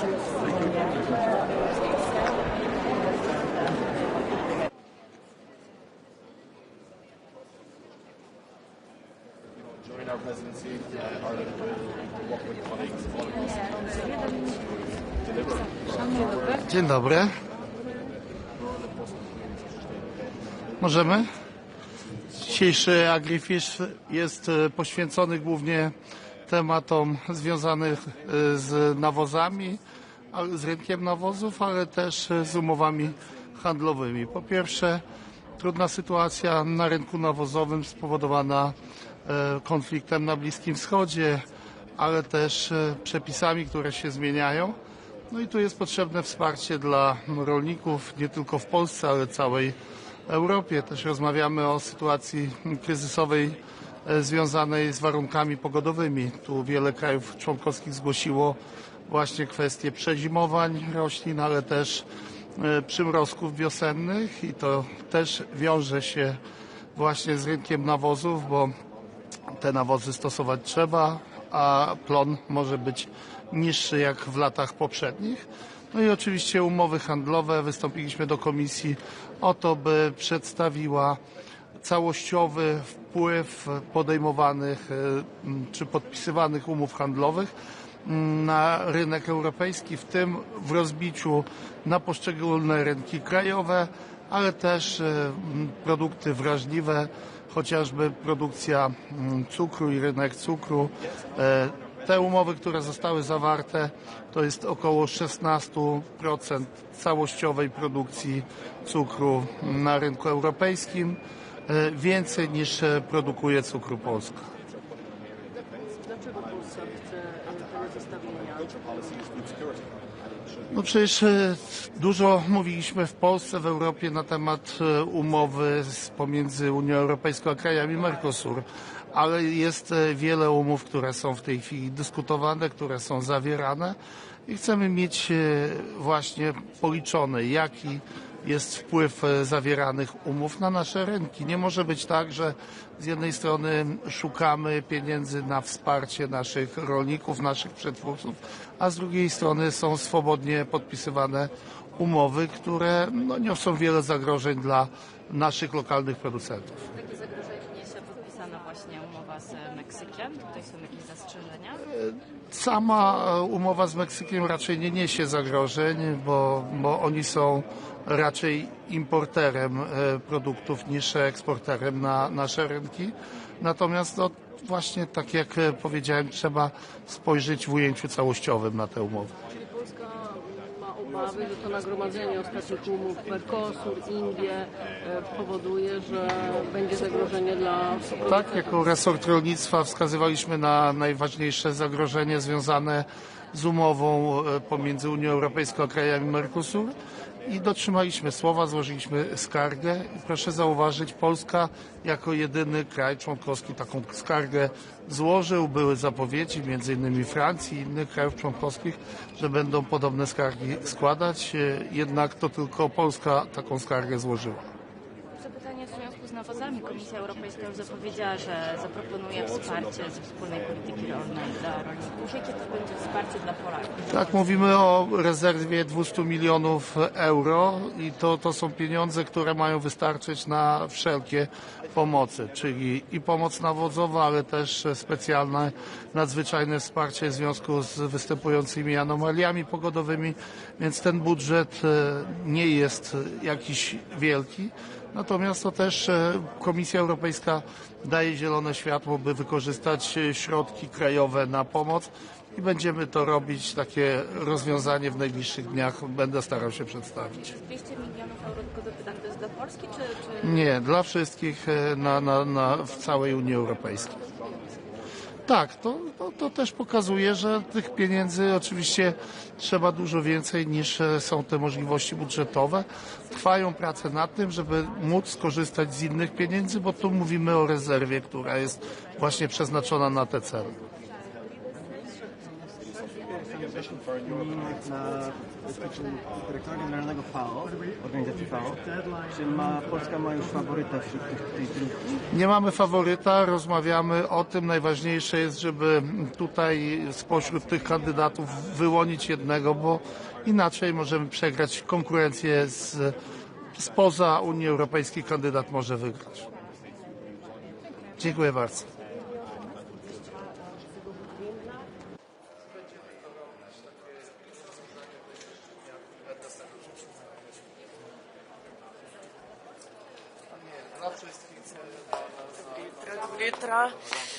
Dobro jutro, dober dan. Današnje zasedanje Sveta za splošne zadeve, ki se ga udeležujemo ministri in državni sekretarji za evropske zadeve, tokrat moje zadnje v tem mandatu. 4 zelo pomembne teme, večletni finančni okvir 2028-2034. Če smo prejšnje zasedanje Sveta za splošne zadeve se pogovarjali o tem, kako se lahko Evropska unija bolje odziva na krize in naravne nesreče, glede fleksibilnosti in pa po drugi strani predvidljivosti večletnega finančnega okvira. Tokrat govorimo o tem, kako ukrepiti konkurenčnost Evropske unije in zagotoviti polno izpolnjevanje načrta Ena Evropa, en trg.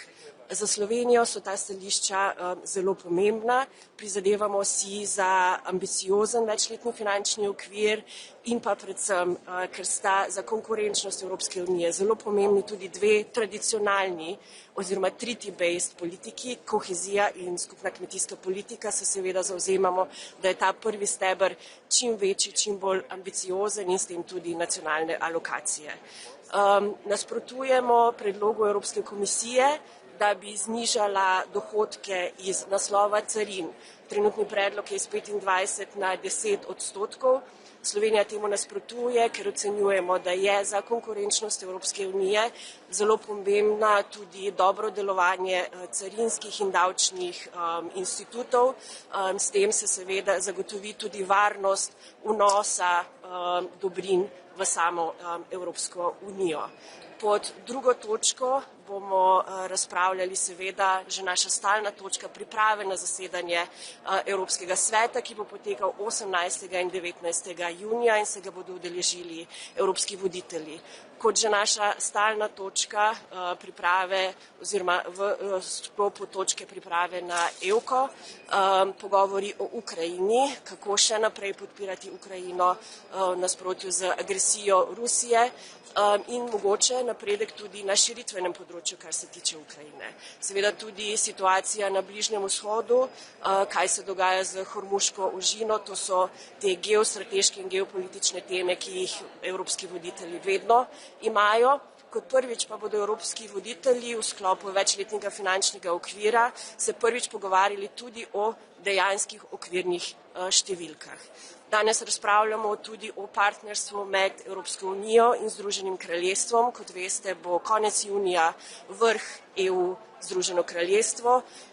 Ministri in državni sekretarji za evropske zadeve bomo opravili razpravo o tem partnerstvu. Mislimo, da je pomembno, pragmatično partnerstvo o nekem strateškem našem zavezniku, seveda pa je ta odnos po Brexitu ponovno v oblikovanju, ponovno v nastajanju in tukaj ima Evropska unija do Združenega kraljestva nekatera pogajalska izhodišča, še posebej kar se tiče skupnega fitosanitarnega in sanitarnega območja, kar se tiče migracij, kar se tiče šolstva in sodelovanja Združenega kraljestva v recimo programih mobilnosti, izobraževanja mladih, Erasmus+.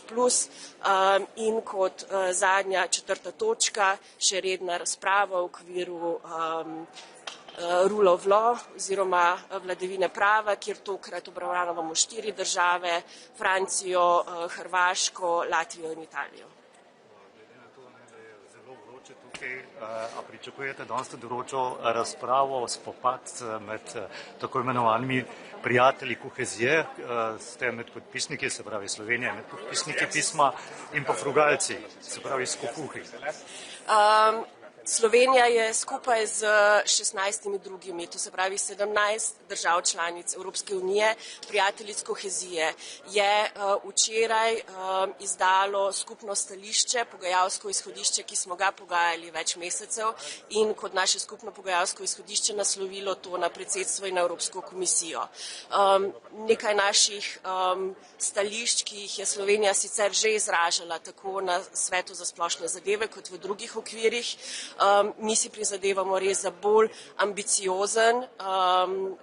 ambiciozen večletni finančni okvir. Unija ima številne nove izzive, ampak ne smemo pozabiti na naše tradicionalne, to je kohezija in skupna kmetijska politika. Slovenija, občine, skupnosti so od večletnega finančnega okvira dobile številne dobre projekte in Slovenija se je v regionalnem smislu zelo razvila ravno zaradi teh politik. Recimo Slovenija podpira močno to, da bi se upočasnilo odplačevanje tega posojila v okviru nove EU Generation in pa da bi lahko najemali neke skupne dolgove. Drži. Vsekakor pa tudi naše stališče je, da smo za ukinitev vseh rabatov, ki so trenutno deležne nekatere države. To seveda avtomatsko potem pripomore k večjemu oziroma več razpoložljivega denarja za ostale države članice. Kot sem že omenila, proti znižanju dohodka iz naslova carin in kar se tiče še recimo novih lastnih virov, ker moramo najti neko ravnotežje med prihodki in odhodki. Seveda smo odprti za nekatere druge, si pa želimo, da ETS, ki je eden glavnih prihodkov tudi za zelene politike, da ostane to v čim večji meri držav članic. Recimo tveganje za Slovenijo, zdaj pač neto plačnice bodo seveda si prizadevajo za zmanjšanje, in to na drugi strani pomeni tudi manj sredstev, tudi na področjih, ker že po osnovnem predlogu Slovenije ne kaže optimalno. Kje je to tveganje? Ne bilo resno, najbrž kohezija in kaj bi to recimo v praksi lahko pomenilo pač zmanjševanje tega predloga, ki je na mizi?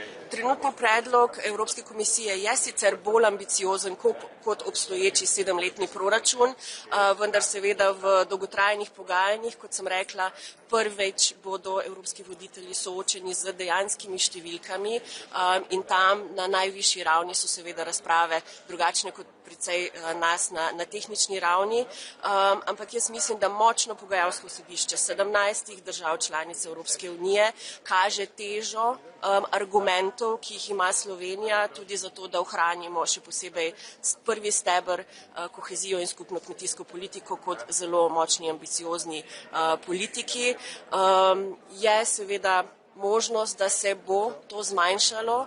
Slovenija trenutno nažalost šteje, mislim, da okoli 11 do 13% znižanje prihodkov, ampak zato še enkrat močno pogajalsko izhodišče, ki ga dajemo tudi evropskim voditeljem in predsedstvu na mizo. Ja. Pri koheziji in skupni kmetijski politiki, to se pravi heading 1. Ne pa celotno. Tako. Druga tema, ampak potujete jutri na Cipr, na Gimnih. Zdaj pač osrednja tema naj bi bila to posrednik, virtualni ali kakršenkoli za pogovori z Rusijo, s Putinom. Kakšno je stanje v teh pogovorih trenutno, kaj lahko pričakujemo z Gimnih, ali ima Slovenija kakšnega favorita, veliko imen se že omenja. Že na prejšnjem zasedanju zunanjih ministrov in debata, kot ste rekli, se bo nadaljevala tudi na tokratnem neformalnem zasedanju, je bil pogovor o tem, kakšna so sporočila Evropske unije do Rusije in kdo je tisti, ki jih bo komuniciral. To bo, mislim, da ena ključnih razprav tudi na tokratnem Gimnihu. Nekaj imen neformalno kroži, ampak o tem se v formatu zunanjih ministrov še nismo pogovarjali. Kot rečeno, najprej ključna sporočila, ki jih želi Evropska unija do Rusije sporočati in kdo bo ta naš posrednik. Pričakujete jutri že konkretna imena razpravanih ali bolj pa sporočili? Jaz ocenjujem, da o konkretnih imenih še ne bomo govorili.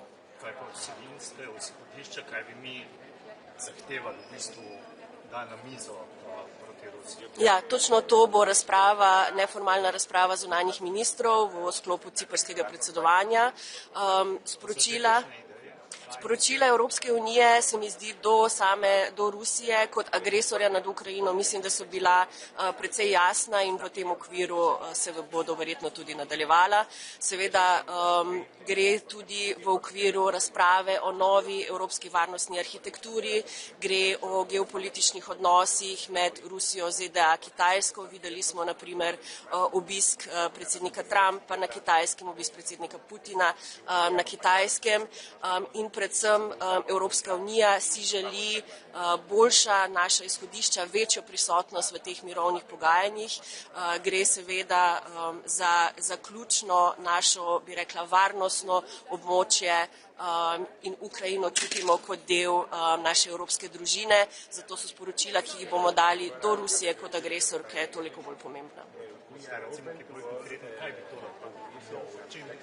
krožijo, kakšne ideje krožijo glede tega? Se pravi, mislim, da o tem, predvsem kakšni bodo ti, kje je vloga vsake od deležnic v mirovnem procesu, predvsem tudi kako se oblikuje evropska varnostna arhitektura za naprej, ali je to z Rusijo ali brez Rusije, predvsem pa bi rekla tudi sporočila, ki so prihajala iz Kitajske ob obisku dveh visokih predstavnikov oziroma predsednikov, kje se najdemo kot veliki globalni akteri v tem multipolarnem svetu.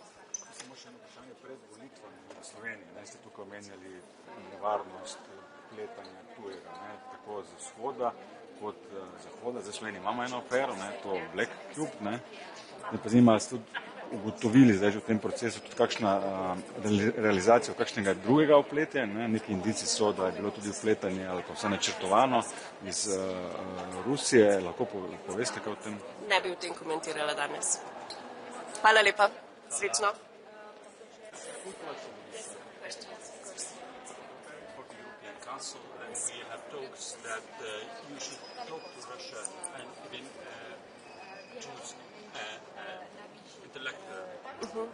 Is it the time for that? Or not?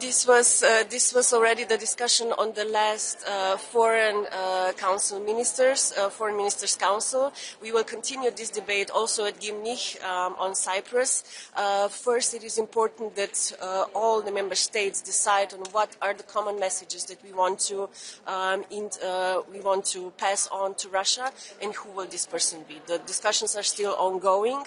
I think it is important that the European Union, as a global player, has this power to convey our strong messages when it comes to Russia as an aggressor towards Ukraine. And the last thing is about also the war in the Middle East. In certain point, the EU will engage concerning lifting the sanctions on Iran. And which way and which stage the EU will engage? The discussions are very, I would say, very heavy. Very many interlocutors are involved, many actors are involved in these debates. So we will see. For us, Slovenia and the European Union, I think it's important that we don't see a fragmentation of decisions and fragmentations of actors being present in the Middle East. I think it's very important that we do so aligned with multinational system and international organizations. So we also see here a very important role of United Nations when it comes to any kind of action to the Middle East. Thank you so much.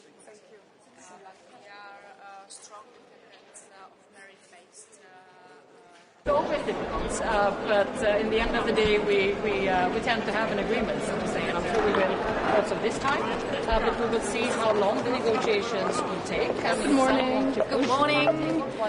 So we're going to have an important and interesting General Affairs Council meeting today with many topics on the agenda. One of the most important topics is, of course, the budget. We'll be discussing the multi-annual financial framework, and we have one main point from Denmark to raise, and that is that we need a new structure. We need a budget that responds to the challenges that we are currently facing and that we will be facing in the EU. We do not see ourselves as frugal. We do see ourselves as modernizers. We want a new structure. We want to prioritize new spending areas. And we are willing also to discuss higher spending.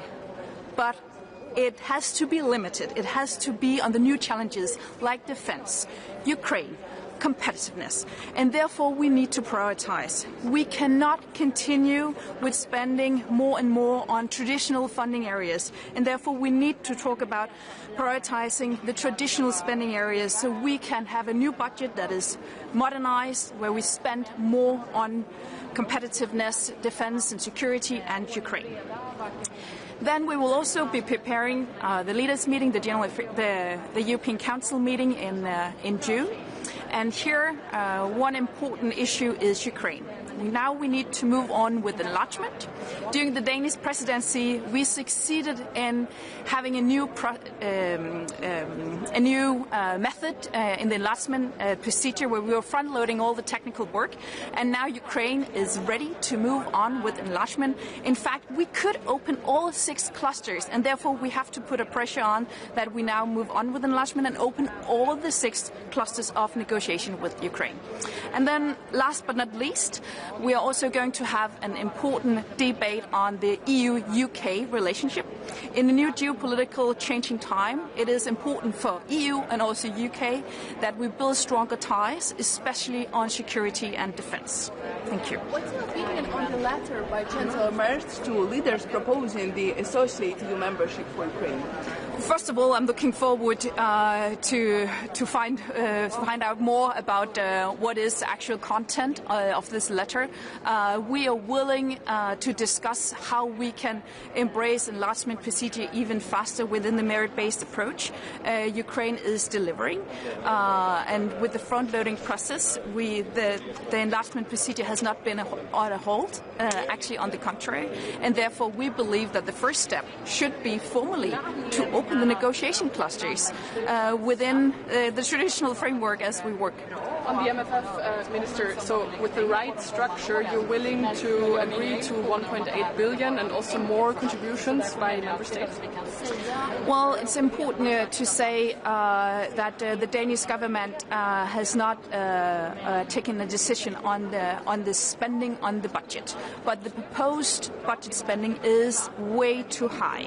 Proposing 1,900 billion euros is a tremendous increase on the budget.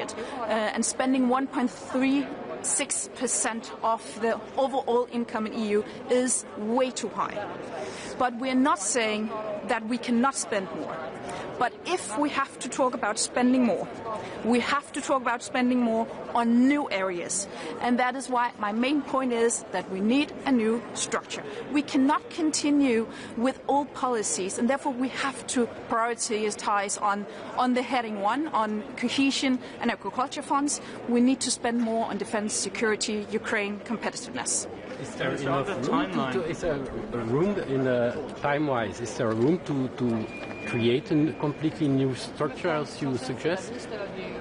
The Commission has proposed a new budget with a new structure that we very much like, that we have heading 1 combining agriculture and cohesion together with the country and regional plans. We think that is a good way, a good approach towards modernizing the budget. And also having the heading 2, the competitive fund, where we are exactly prioritizing all these new spending areas. And that is what we have to discuss further. And we're also willing to discuss whether we can spend more on these areas. But it's important for me to say that there is a link. If we have to talk about more spending, there's a link with modernization and prioritizing on the traditional spending areas. Minister, just about the timeline to get a deal. I mean, initially it was thought there'd be a push to agree a council position by the end of the year. I mean, now there's some talk that mightn't happen until after the French elections. Is that quite a truncated time, or quite an extended timeline or delay? Well, the timing of the negotiation is not at all focused currently. We prioritize quality over speed. Ja, selvfølgelig. Hej. Godmorgen. Vi vil selvfølgelig også gerne dykke ned i blandt andet de her budgetforhandlinger, som I jo lidt tager hul på i dag. Nu hører vi dig sige, hører også fra din svenske kollega, at I taler om modernisering, og måske ikke så meget om det her med at spare, som lidt har været måske det, man har talt om tidligere. Kan du prøve at sætte nogle ord på det på dansk? Hvad mener I med det? Hvad mener du med det? Jo, altså også som vi sagde under det danske EU-formandskab, vi ser os ikke som en del af sparebanden. Og vi er sådan set også villige til at diskutere, om budgettet skal være højere, om der er noget, der er behov for at bruge flere penge på. Men det vi også siger meget klart, det er, jamen så bliver det nødt til at være noget, hvor vi rent faktisk får yderligere værdi ud af det, og hvor det rent faktisk svarer på de udfordringer, som EU står overfor. Og det er, som jeg sagde her også, det er sikkerhed, det er forsvar, det er Ukraine, det er konkurrenceevne, og det er det, vi gerne vil diskutere, om vi kan bruge yderligere penge på. Og derfor bliver man også nødt til at have en diskussion omkring prioriteter, og vi bliver nødt til at diskutere mere åbent, at vi så også skal nedprioritere andre traditionelle områder, som landbrugspolitik og samhørighedspolitik. Men hvordan ser du på den diskussion? Fordi den tager jo så med ind i diskussioner også med de andre EU-lande, dem der traditionelt modtager flere penge fra budgettet, end de selv spytter i budgettet. Plus I har nogle forhandlinger, der også venter med Europaparlamentet. der er nok ikke nogen tvivl om, at det bliver nogle meget svære forhandlinger. Så hvor kan du se måske common ground? Hvor kan du se et kompromis lande i alt det her? Jeg ved godt, det er tidligt, men hvordan ser du på det? Det er meget tidligt at begynde at tale om kompromiser, men jeg tror, det er ret åbenlyst, at budgetforslaget er for stort for de fleste. Der bliver lagt op til at spendere langt mere end tidligere. Også meget mere, end hvad rigtig mange lande overhovedet har mulighed for at spendere. Samtidig er der så også kommet et nyt forslag til en ny struktur, som vi sådan set er meget glade for. Og det er også derfor, vi siger, at vi kan sådan set godt tale, om vi skal prioritere lidt mere, altså om der er noget, vi rent faktisk skal bruge lidt flere penge på, men så bliver det altså de her nye tiltag, det bliver den her nye struktur, og det er derfor, vi også siger meget tydeligt, at der er et link. Altså vi kommer ikke til at tale om, at budgettet skal være højere, hvis ikke også der kommer en ny struktur. Hvor skal pengene komme fra?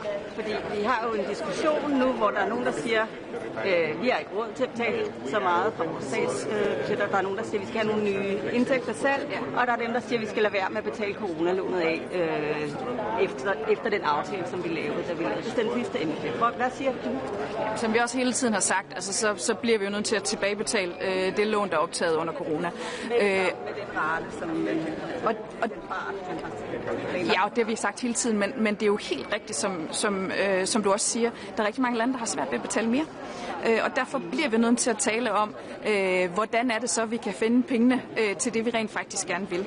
Og det dur ikke, at man så bare skærer ned på det, vi kalder heading 2 og heading 3, altså de her nye prioritetsområder. Vi bliver også nødt til så at skære ned på de traditionelle udgiftsområder, som samhørighed og landbrugspolitik. Altså, skal kommissionens forslag, skal det ned Ja, kommissionens forslag er, som jeg også sagde herovre, det er meget højt, og også langt højere, end mange medlemslande overhovedet kan betale.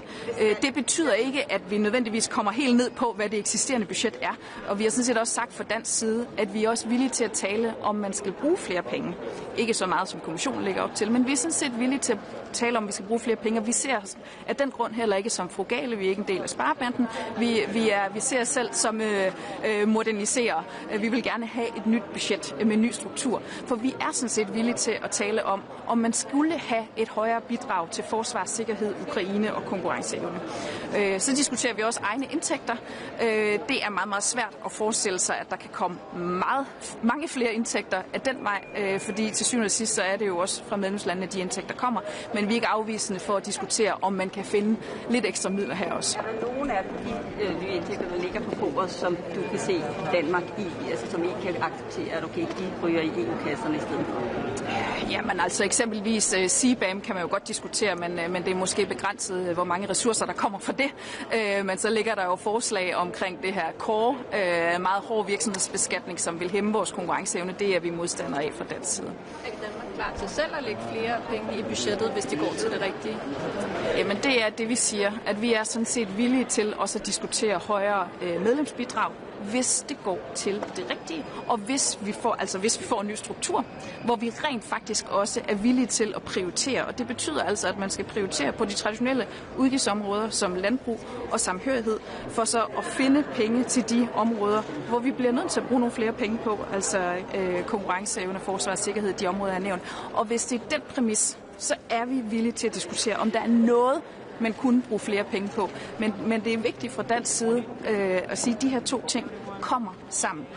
Hvis ikke vi får en ny struktur, hvis ikke vi prioriterer på de traditionelle udgiftsområder, så kan vi ikke acceptere, at man skal bruge yderligere penge. Det er også en foretrukket model over for eksempel et nyt fælles lån til at finansiere for eksempel forsvar eller konkurrenceevne, som jo andre lande har foreslået. Jamen, vi har jo også stillet os skeptisk over for fælles lån, men har, ligesom vi også siger, med tilgang til budgettets størrelse, at det kan vi godt være villige til at diskutere, men når vi taler fælles lån, så er det bare vigtigt at sige, at det skal jo ikke bare gå til, at man kan spendere yderligere på de traditionelle områder, så skal det være afgrænsede områder, det skal være fælles udfordringer for Europa, altså eksempelvis støtte til Ukraine, hvor vi også har bakket op om fælles lån. Hvad med den idé, der også er op at vende i forhold til at gå ind og lave nogle krav på udbetalinger, for eksempel i forhold til, at man skal respektere retsstatsprincipper og sådan noget. Det er jo også noget, der har været en lille smule sensitivt og stadigvæk er det. Ja. Hvordan ser du på det? Er det en god idé at gå ind og lave sådan nogle krav til at få udbetalinger fra EU's budget fremover? Det er en rigtig god idé, og Danmark er blandt de lande, der stærkt advokerer for at forstærke den her konditionalitetsmekanisme, og det bliver der sådan set også lagt op til fra kommissionens side, at der kommer en stærkere konditionalitetsmekanisme på hele det her heading 1, så det er sådan set både landbrugsmidler og samhørighedsmidler, og vi har jo kunne se, at det virker. Det er et af de mest effektive værktøjer, vi rent faktisk har fra EU's side for at overholde retsstaten. Vi har set det med valget i Ungarn, hvor den nye ledelse er gået til valg på, at man gerne vil have pengene tilbage fra EU, de penge, der er holdt tilbage, og det betyder, at man nu bliver nødt til at lave retsstatsreformer, så man rent faktisk lever op til helt grundlæggende demokratiske spilleregler. Og det kunne vi godt tænke os at styrke, så det gælder flere områder af budgettet. Du nævner Ungarn. Det er jo lidt dem, vi venter på i forhold til udvidelsesprocessen. Hvad er din forventning til, hvad der kommer at ske her over de næste par uger i forhold til at tage konkrete skridt? Men nu er der jo kommet en mere pro-europæisk regering fra Ungarns side, og det er vi enormt glade for. Det er godt for Europa, det er godt for Ungarn, og jeg forventer helt konkret på Ukraine, at vi nu kan komme videre. Altså vi har under det danske formandskab kommet med den her nye tilgang, hvor vi frontloader alt det tekniske arbejde. Et resultat, som vi er enormt stolte af, for det har betydet, at hele processen sådan set ikke er stået stille, men vi er fortsat, og ukrainerne er fortsat med at reformere, og medlemslandene, i hvert fald de 26 andre medlemslande, har været enige på den tekniske fremgangsmåde. Og det betyder jo også, at nu er der sådan set ikke noget, der venter, og vi bør bruge den her lejlighed til, så rent faktisk at få åbnet alle de her 6 forhandlingskapitler eller clusters. En ungarsk kollega i dag, at det simpelthen nu bliver vi nødt til at... Et signal, jeg vil sende til hele rådet, at nu er det på tide, at vi får åbnet alle clusters, så alt er åbent, og ukrainerne kan fortsætte med at reformere, og vi kan hjælpe dem. Det er selvfølgelig bare et enkelt, måske i hvert fald til start, i hvert fald ikke med dem alle sammen. Ja. Hvad er...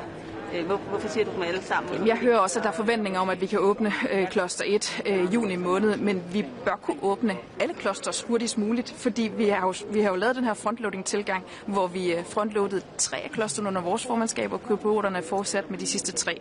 Og derfor er vi sådan set på det tekniske klar til at åbne. Ukrainerne er klar, og vi bør også være klar. Det samme gælder for Moldova. I forhold til Ukraine, bare lidt sidste spørgsmål. I forhold til Ukraine, så har vi netop haft det her meget opsigtsvækkende brev fra kansler Merz, hvor han siger, måske er det ikke en god idé med et fuldt medlemskab. Han nævner sådan associate membership, altså en eller anden form for tilknytning, som ikke giver fuld stemmeret, ikke giver adgang til budgettet osv.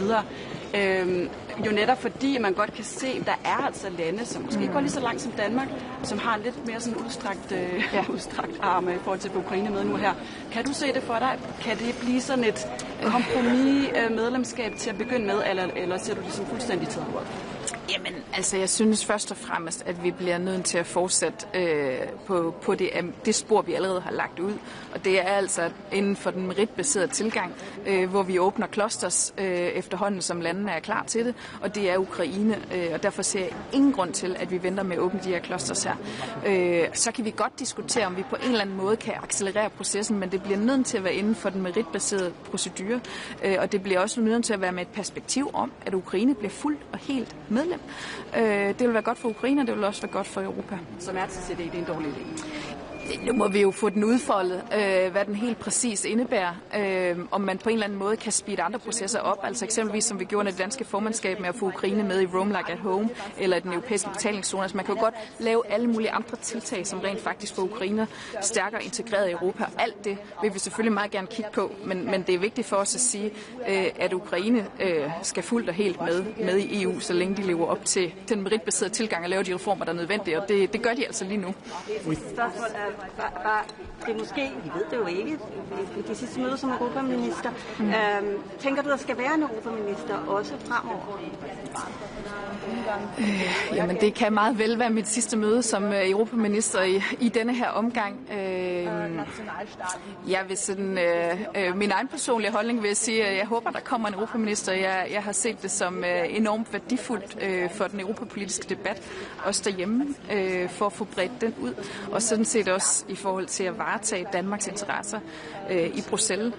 Det er vigtigt, at der er et stærkt politisk fokus på det, både her, men sådan set også os derhjemme. Jeg synes, det har givet rigtig god mening at have haft en europaminister, så det håber jeg, at en kommende regering vil fortsætte med. Og det sagde vi jo også fra Venstres side, da vi lavede regeringsblokaden tilbage i august 2024, at det skulle ses som en permanent post. For Venstre har det længe været en mærkesag, at vi vil have en permanent europaminister, for det mener vi, at tiden er til. Europapolitik fylder langt mere, end det gjorde tidligere, og det kan vi også bare se de diskussioner, vi har nu omkring budgettet, at vi begynder at tale forsvar, sikkerhed og alle mulige andre områder, hvor EU er vigtigt for os. Minister, we see some tensions around the green. We see some tensions around the Greenland. Is it a countdown issue? Das bedeutet weniger Bürokratie, das bedeutet auch, dass wir leistbare Energie.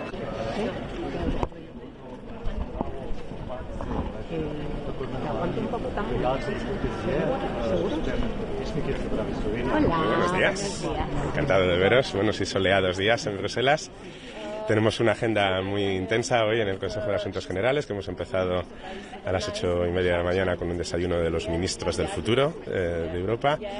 La agenda hoy está centrada, como sabéis, en la preparación preliminar del Consejo Europeo, un punto sobre el marco financiero plurianual, un almuerzo sobre las relaciones con el Reino Unido y el punto habitual sobre Estado de Derecho.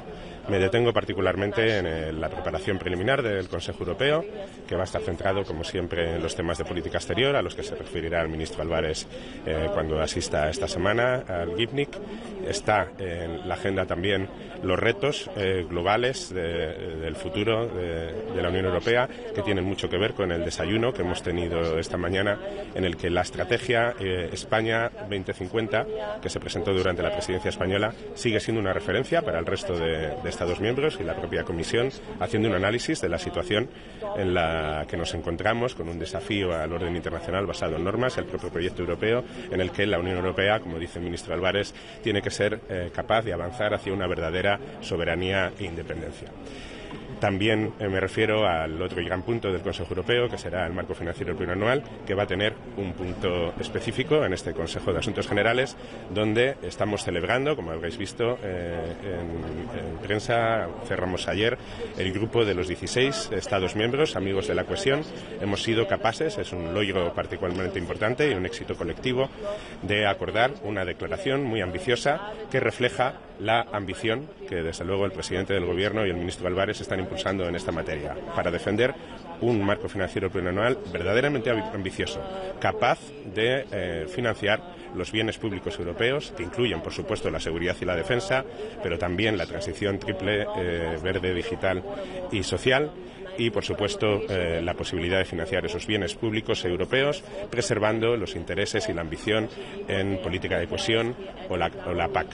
Pero lo que es particularmente exitoso para España de esta declaración es que esta declaración hable de cómo vamos a conseguir ese nivel de ambición que persigue y que en el caso de España situamos en el 2% del PIB. Y el cómo vamos a lograr esa ambición se basa en estar abiertos, como dice esta declaración de estos 16 Estados miembros, a considerar los recursos propios, pero también hablando de un repago gradual de la deuda de Next Generation EU y también de la emisión de deuda conjunta, algo que sabemos que muchos Estados miembros han hecho un esfuerzo para acomodar en esta declaración, pero que es evidente que es la respuesta a cómo situar el marco financiero plurianual al nivel de ambición que necesita la Unión Europea.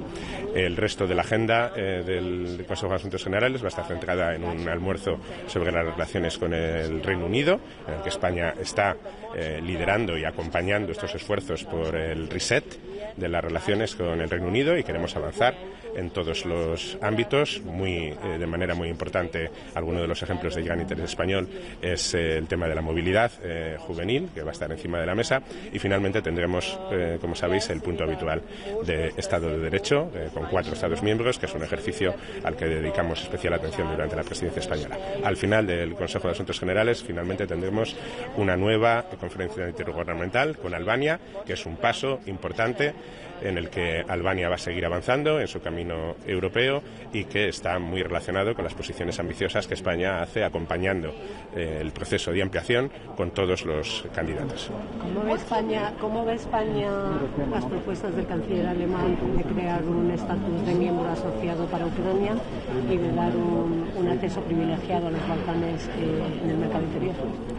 Creemos que todas las propuestas son bienvenidas a la hora de reflexionar sobre el momento en el que se encuentra la ampliación, pero estamos en un momento en el que se trata de trasladar ese imperativo que tiene la Unión Europea, estratégico a nivel de inversión, de estabilidad en nuestra vecindad, de acompañar, basado en un proceso de méritos, a Ucrania, pero también a Moldavia, por supuesto a Montenegro y a Albania, al resto de candidatos en este proceso de ampliación. Y lo que es útil de este periodo de reflexión que muchos Estados miembros estamos abordando es el que también reflexionemos de cuáles tienen que ser las reformas que la Unión Europea tiene que realizar para estar preparado para esa gran ampliación. Una pregunta sobre el MFF. En las últimas semanas hemos conocido ha saltado la polémica sobre el uso de fondos europeos para gasto corriente o pensiones. España está pidiendo alargar los plazos de devolución de deuda dentro del debate del MFF. ¿Cómo puede afectar o debilita la posición de España este hecho de cara a las negociaciones de estos meses? Yo creo que la posición española sobre el marco financiero plurianual, que es de claro liderazgo, no hay ningún otro Estado miembro que defienda una mayor ambición para el marco financiero plurianual, es muy fuerte porque el contexto internacional está pidiendo ese nivel de ambición.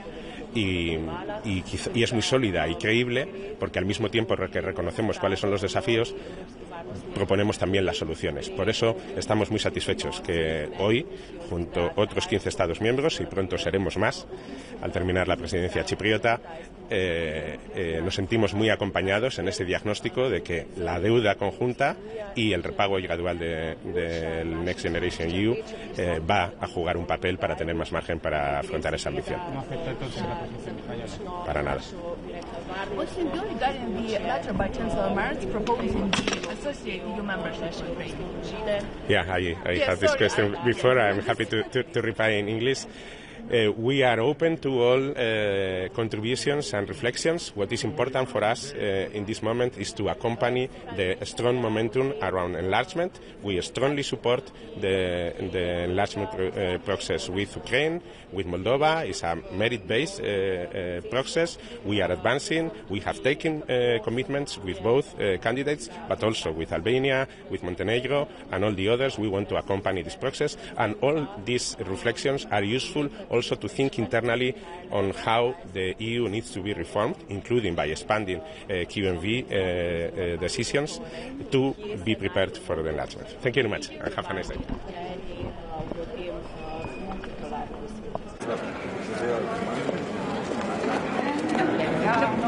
Dobré ráno, zdravím vás. Tak dobré ráno všem. Dobré ráno všem. Jsme tady před Radou ministrů pro všeobecné záležitosti, která dnes má na programu přípravu Evropské rady, víceletý finanční rámec a některé další body. Potom později bude také mezivládní konference s Albánií. Chtěla bych říct pár slov o přípravě vyjednávání o víceletém finančním rámci, protože včera se podařilo 16 členským státům dohodnout se na deklaraci tzv. Přátel koheze. Dnes už to poměrně značně rezonovalo v tisku. Chtěla bych doplnit, že já tu deklaraci nevnímám tak, jak je to někdy prezentováno, jako nějaký konflikt mezi 16 kohezními státy a bohatými státy. Vidím tam velké paralely v prioritách, a to zejména v podpoře konkurenceschopnosti. Ten důraz je na to, že smlouvy o EU a o fungování EU mají nějaké klíčové politiky a k jejich podpoře slouží právě rozpočet. A z těch hlavních klíčových politik je tam koheze a zemědělství. A to jsou politiky, které existují právě na podporu konkurenceschopnosti a na rozvíjení vnitřního trhu. Takže ta koheze jako taková vlastně je pro celou Unii. Není jenom pro státy chudší, ale jejím smyslem je vybudovat prostředí ekonomické, kde se jim dobře podniká, kde se jim dobře investuje, kde vlastně ty podmínky jsou homogenní napříč celou Evropskou unii, všude je stejná infrastruktura, oni se nemusí nějak přizpůsobovat. To znamená, že to vyjednávání toho rozpočtu bude o prioritách a samozřejmě je důležité určitě být ambiciózní, stanovovat si nové priority, ale nesmí to být na úkor těch tradičních, těch smluvních, protože když se nám nepovede dobudovat vnitřní trh, tak Evropská unie nebude prosperovat, občané nebudou spokojeni a ten celý systém nebude fungovat. Takže já to nevnímám jako konflikt, myslím, že samozřejmě můžou ty priority být posunuté, ale nakonec lídři musí se na tom dohodnout a myslím si, že klíčovou prioritou musí být konkurenceschopnost a ta je stejná jak pro kohezní státy, tak i pro ty frugály. Níková mě zaujalo v tom non-paperu, že ty státy tam konstatují, včetně nás, že jsme otevřeni nové společné půjčce a zároveň i novým zdrojům. Tak to zní trochu jako změna pozice České republiky, tak jak byla dosud. Myslím si, že to není změna pozice. Musíme si uvědomit, že je to deklarace 16 států, kde když bychom se podívali na ty národní pozice, tak jsou poměrně rozrůzněné. Tohleto vyjednávání je o kompromisu, musí se tam objevit prostě priority všech států. Je tam přesně uvedeno, že vlastně ty cizí zdroje a nové vlastní zdroje by měly být zvažovány, což vlastně bude na úrovni lídrů, určitě budou zvažovány a je to férové, aby byly zvažovány, když prostě si o to tolik států říká. No a uvidíme, jak vlastně se ty argumenty různých států potkají. Česká republika z hlediska vlastních zdrojů jednoznačně bude podporovat zdroj zejména na bázi národního důchodu, protože z hlediska efektivity vlastně na nás dopadá nejvýhodnějším způsobem, ale jak říkám, vyjednávání o rozpočtu je kombinací 27 národních pozic. Tady jsme zkombinovali 16 a takhle to dopadlo. Jsme s tím OK, myslíme si, že je to vybalancované. A ta nová společná půjčka, to je něco, čemu bychom tady už byli nově otevření? Ta nová společná půjčka si myslím, že tam je velice důležité to slovo, že má být zvažována. Musí být zvažovány parametry. Já osobně si myslím, že i když se podívám na to, co říká smlouva o fungování o EU, o cizích zdrojích, tak myslím si, že půjčka jako obecný zdroj v rozpočtu je obtížná, protože smlouva stanoví poměrně přísné podmínky. Pokud bychom se bavili o dluhových nástrojích typu například SAFE, nebo jsme viděli v minulosti SHARE, kdy vlastně mám přesně specifikovaný ten krizový účel a to vlastně jakým způsobem potom se na tom členské státy podílejí, myslím si, že to může fungovat za určitých okolností, ale skutečně musíme se pečlivě dívat do smlouvy, co je tam napsáno, za jakých podmínek to je možné a to respektovat. Já bych na to ještě navázala. Vlastně všichni říkají, kde by chtěli ty peníze přidat, ale nikdo moc neříká, kde by ty peníze chtěl vzít. Vy jste zmínila, že pro nás, pro Česko by teda byla největší priorita navýšit si národní příspěvky a potom jsme ochotní se bavit možná o nějakých nových vlastních zdrojích, nebo jak to Česko má? Já si myslím, že musíme ještě o krok zpátky. Jo? A tahle debata se opravdu bude muset vést mezi lídry, bude se muset vést vůbec o velikosti toho rozpočtu, větší, menší, navýšit, kde ano, kde ne, jak kombinovat vlastně ty jednotlivé headingy. Myslím si, že tohle to je věc, kde Rada pro všeobecné záležitosti asi jako nemůže pro ty lídry udělat žádné rozhodnutí a skutečně jsme ještě před tím klíčovým vyjednáváním, které bude na Evropské radě v červnu, bude pokračovat na podzim, očekává se poměrně intenzivní vyjednávání na konci podzima, na začátku zimy. Očekáváte, že je možné to, co říká Antonio Costa, že by se to stihlo na úrovni lídrů dohodnout do konce tohoto roku?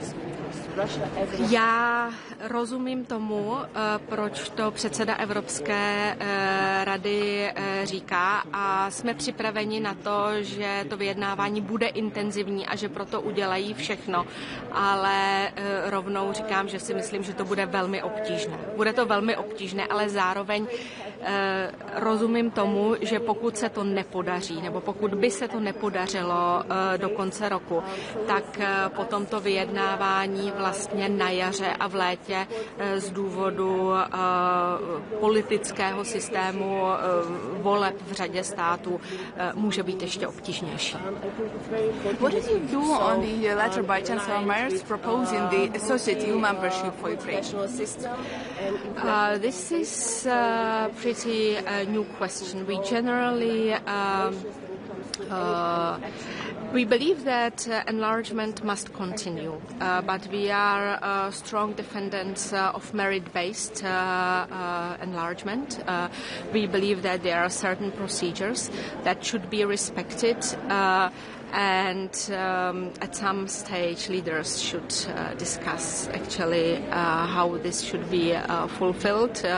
The letter is being analyzed. We are consulting our partners, and we support EU future of Ukraine. We understand that this is very important. At the same time, European Union is a very specific kind of organization, and we must make sure that everyone who intends and who wishes to be part of that is fully ready and can become a partner and a member in full scope. So it's basically more for leaders' discussion than for ministers, right? I believe so. I believe so that we need quite concrete and strong political steer from the leaders to be able to continue. Děkujeme. Děkuji. Prosím, musíme přeji hezký den. Naschledanou.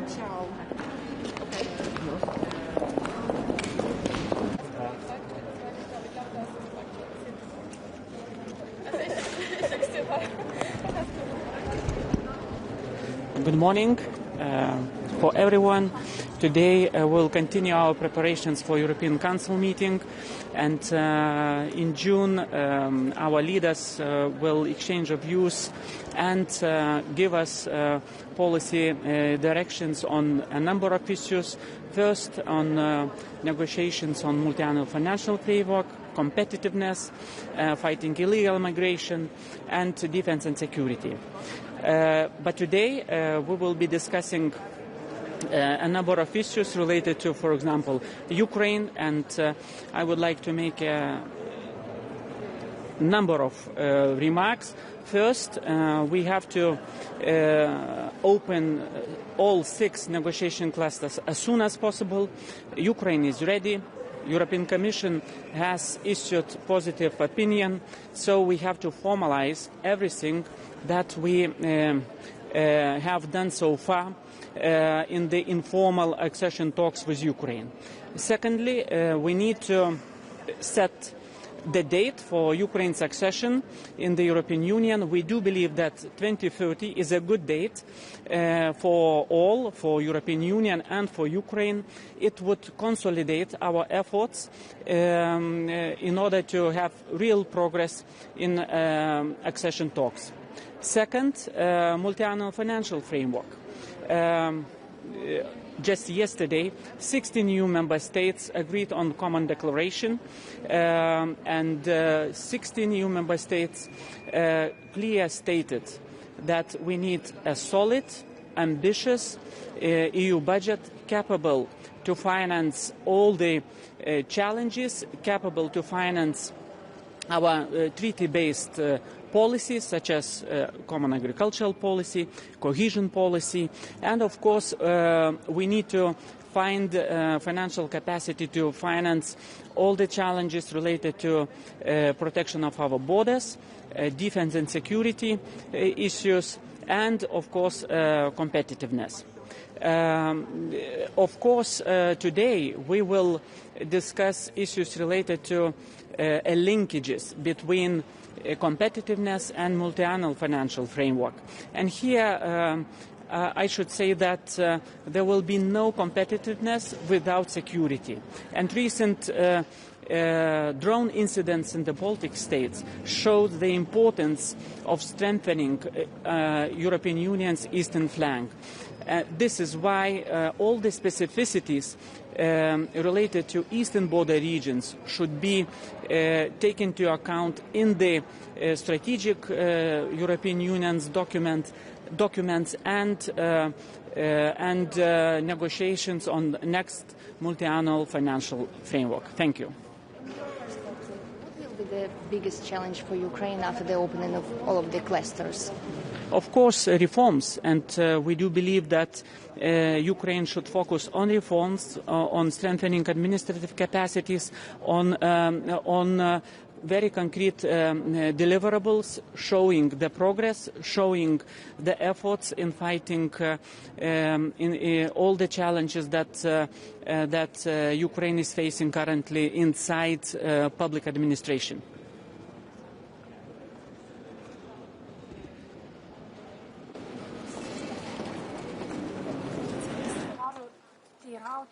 Kiek Vokietijos kanclerio išsakytas pasiūlymas suteikti asocijuotą narystę Ukrainai atliepia ir Lietuvos viziją, nes mes žinom, kad ir Lietuva kalba apie tai, kad priimkim dabar, o procese jau Ukraina išpildys visus tuos reikalavimus ir irgi kol kas galbūt be balso teisės, tai kiek tai, ką siūlo Vokietija, sakytume, yra gerai. Na, žinot, Lietuvos pozicija visada buvo nuosekli. Mes visada pasisakėm už normalų dėrybų procesą. Visada. Ir žinoma, nuo praeitų metų pradžios, kada prasidėjo neformalus dėrybų procesas su Ukraina, mes visą laiką sakydavom, kad reikia daryti pažangą neformaliose diskusijose, bet kada ateis laikas, kada vienos valstybės veto bus nuimtas, tada reikia viską formalizuoti. Ir mes pasisakom už to, kas buvo pasiekta iki šiol, formalizavimą, pradėjimą normalių dėrybų, atidarimą visų dėrybinių klasterių su Ukraina ir Moldova. Ir tada žiūrėsim, kaip Ukraina, kokią pažangą darys jau įvairiose srityse reformų prasme. Na, o jeigu Vokietijos siūlymai prisidės prie formalių dėrybų tokio didesnio pagreičio, tai žinoma, kad mes pasisakome už tai, kad Ukraina sėdėtų šalia, stebėtų diskusijas. Žinoma, ir mes visada pasisakydavom už tai, kad tas statusas Ukrainos būtų galbūt tarpinėme laikotarpy be balso teisės, kad jinai galėtų tinkamai integruotis į diskusijas, dalyvauti jose, bet kada jau ateis laikas, tada viskas transformuosis į normalų sprendimų priėmimo procesą, dalyvaujant Ukrainai jau jai tapus ES nare.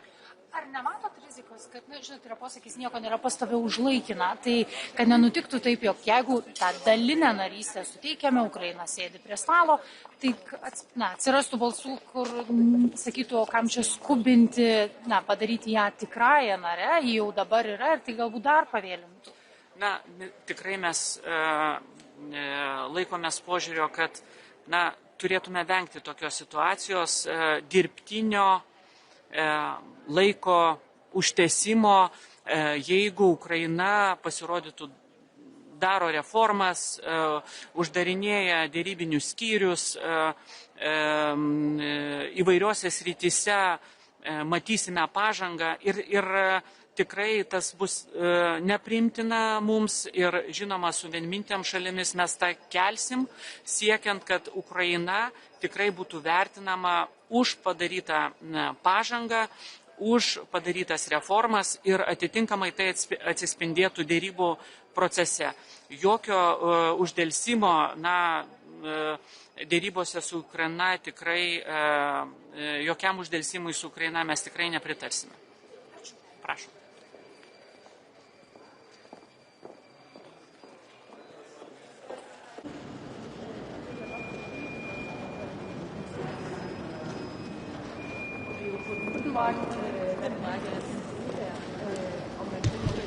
Einen schönen guten Morgen hier im sonnigen Brüssel. Wir sprechen heute im Radio über 4 ganz zentrale Fragen.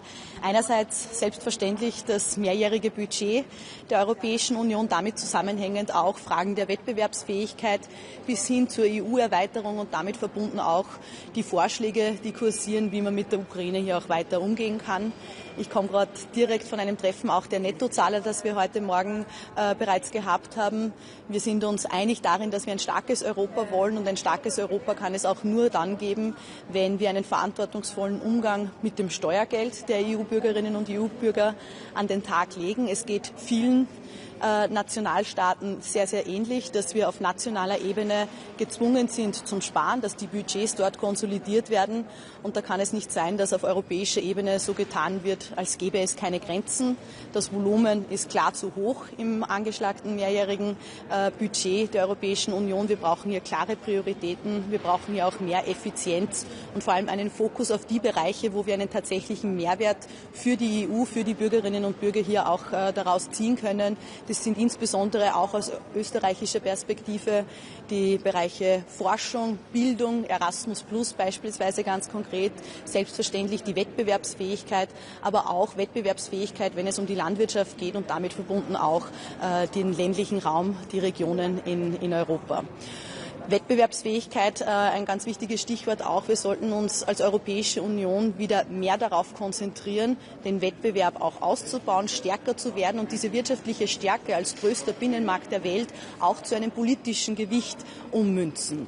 Und das bedeutet weniger Bürokratie, das bedeutet auch, dass wir leistbare Energiepreise nicht nur für Haushalte, sondern auch für Unternehmen forcieren sollten, dass wir hier genauso auch auf die Industrie einen Fokus legen und schnellere Verfahren innerhalb der Europäischen Union ermöglichen. Es geht um Glaubwürdigkeit in diesem Bereich und hier können wir durchaus selbstbewusster auftreten. Wir sind Teil des größten Binnenmarktes der Welt und das sollte uns eben auch dieses notwendige weltpolitische Gewicht verleihen.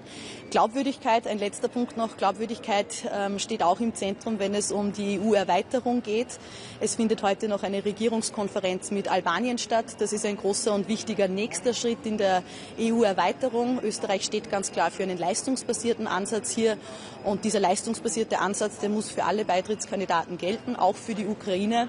Da darf es keine falschen Versprechen geben. Bundeskanzler Merz hat hier einen Vorschlag vor wenigen Tagen auch präsentiert, einer assoziierten Mitgliedschaft. Und wir sind hier gerne bereit, konstruktiv darüber zu diskutieren. Wir sehen hier viele Ähnlichkeiten mit dem österreichischen Modell der graduellen Integration. Aber am Ende des Tages darf es keine 2 Klassen von Beitrittskandidaten geben. Es müssen dieselben Regeln und Voraussetzungen für alle Beitrittskandidaten gelten. Hier haben wir immer diesen besonderen Fokus auf die Länder des Westbalkans. Also mehr Wettbewerbsfähigkeit statt Belastung, auch mehr Effizienz statt Bürokratie und ein fairer Beitrittsprozess, der uns auch in der Glaubwürdigkeit als Europäische Union stärkt. Was würde das denn jetzt bedeuten, wenn man darüber redet, die Ukraine als assoziiertes Mitglied aufzunehmen? Müsste man das auf alle anderen Westbalkanstaaten umlegen? Würden dann zum Beispiel Montenegro von einem Tag auf den anderen beim Gipfel dabei sitzen?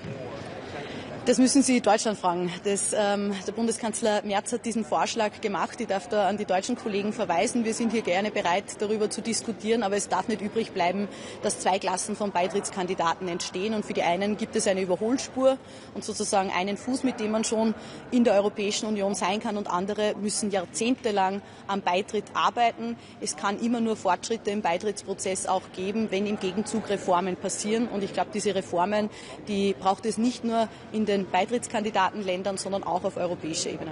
Die Ukraine jetzt rasch alle Cluster geöffnet werden? Wir sind hier am Beginn. Die Ukraine hat jetzt seit einiger Zeit den Beitrittskandidatenstatus. Die Gespräche dazu finden statt. Es muss einstimmig diese Entscheidung getroffen werden. Das heißt, auch ein Brief eines Regierungschefs kann genau diesen Prozess nicht beschleunigen oder ersetzen. Das muss der Rat einstimmig entscheiden. Erlauben Sie noch eine Frage zur Ukraine. Wir haben am Wochenende massive Angriffe gesehen, auch mit einer neuartigen Rakete. Es gibt Drohungen gegen Botschaftspersonal, gegen Ausländisches. Was bedeutet das für europäische Diplomatinnen? Und Österreich ist immer dafür, Gespräche mit Russland zu führen. Kann man das denn? Es ist ganz wichtig, dass wir eben gerade in einer weltpolitisch sich verändernden Lage auch unsere Stimme erheben, dass wir geschlossen und handlungsfähig auftreten. Und ich habe hier große Zuversicht, dass die aktuelle und neue Zusammensetzung des Rates hier auch wieder Anlass zur Zuversicht auch geben kann, dass wir schneller einig werden, wenn es eben um diese geopolitischen und auch sicherheitspolitischen Entscheidungen geht. Es geht nicht nur um die Ukraine in diesem Krieg, es geht um Europa, es geht um die Europäische Union, es geht um unsere Energieversorgung, es geht um die Wettbewerbsfähigkeit, wenn wir es ganz konkret festmachen wollen. Und deswegen wichtig, dass wir Gesprächskanäle hier auch gut nützen, dass es zu einem dauerhaften und gerechten Frieden kommen muss, lieber früher als später. Noch eine Frage zum Budget, wenn ich darf. Sie sagen, es ist viel zu viel, aber die EU hat große Herausforderungen und es ist ein bisschen das klassische Modell, gab Kohäsion gegen Veränderungen. Und wie sollen Veränderungen möglich sein, wenn man nicht mehr einzahlt oder auch gegen Eigenmittel ist? Es gibt ja im Vorschlag für den mehrjährigen Finanzrahmen durchaus auch die Idee eines modernisierten Budgets mit schlankeren Strukturen, mit weniger Rubriken. Wir erwarten uns auch in diesen überarbeiteten Vorschlägen, dass es diese schlankeren Strukturen gibt, dass es klare Prioritätensetzungen gibt, mit einem Fokus auf die Bereiche, die wir tatsächlich in Europa brauchen, wo wir auch mehr europäisch handeln und denken sollten. Und ich glaube, da gibt es umgekehrt auch Bereiche, wo man nicht diese Priorität sieht, wo man effizienter auch werden kann, wo Kompetenzen klar in den Mitgliedsländern bleiben. Und ich glaube, diese Modernisierung soll auch dazu führen, dass es Vereinfachungen gibt. Diese Simplification, die viel zitierte, sehen wir noch nicht in allen modernisierten Vorschlägen zur Struktur des EU-Budgets, aber hier liegt ein großes Potenzial. Man muss hier eine Abwägung treffen, eine Entscheidung, und das ist genau jetzt, wenn die heiße Phase der Verhandlungen beginnt, wenn die Zahlen dann auch präsentiert werden. Dankeschön.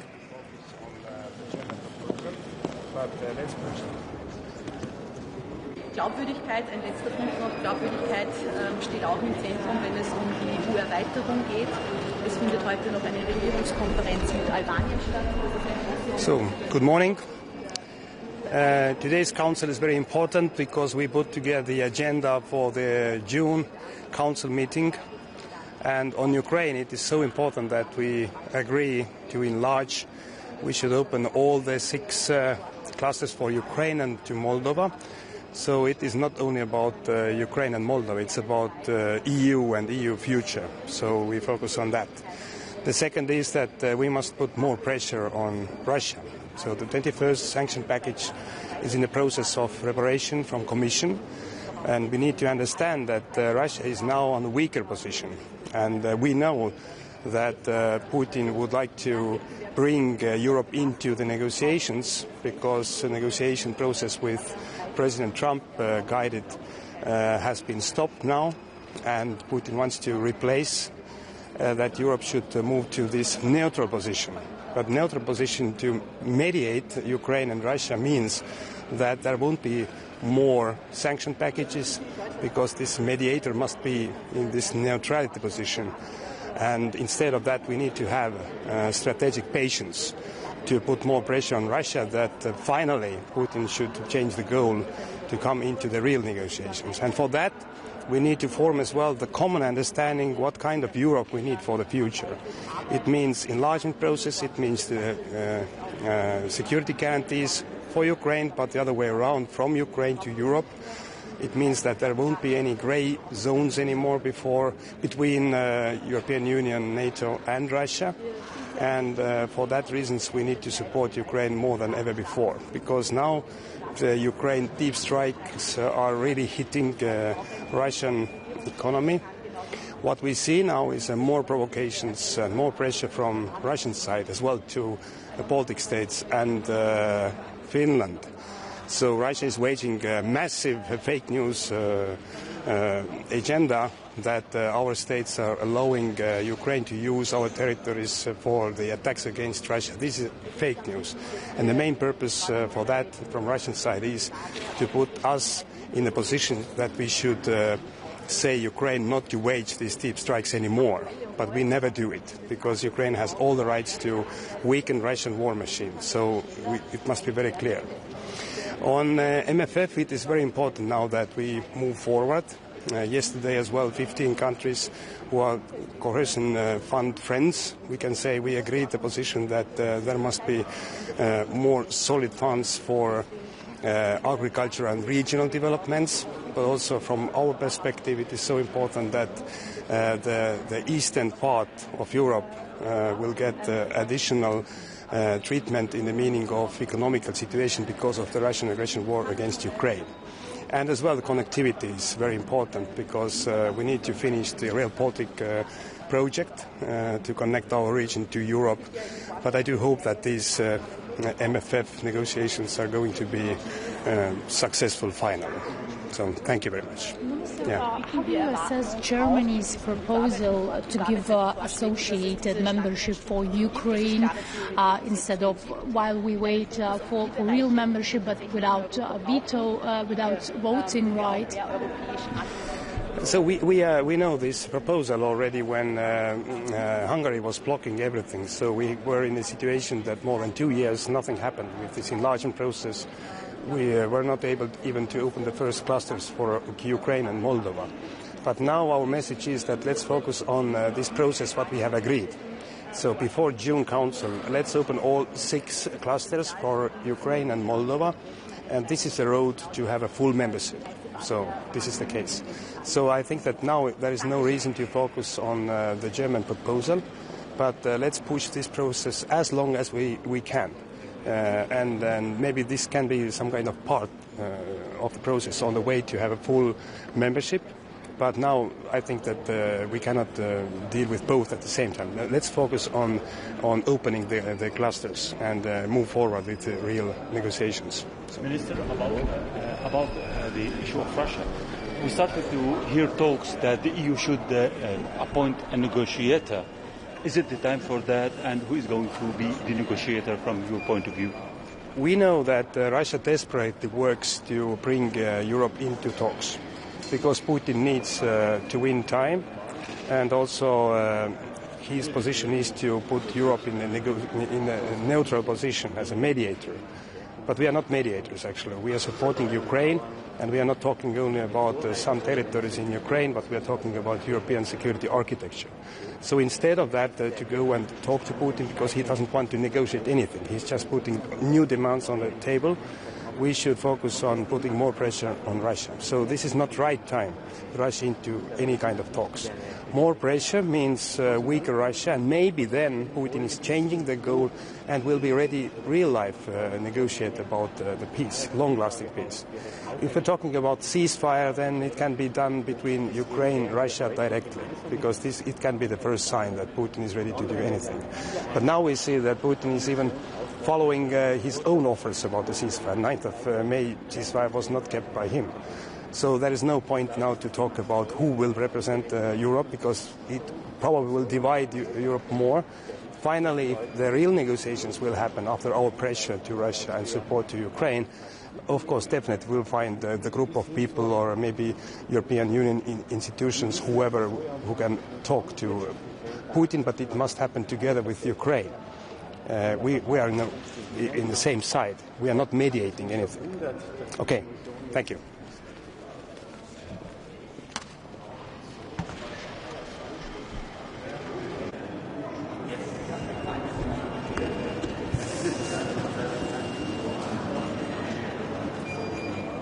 We know that Russia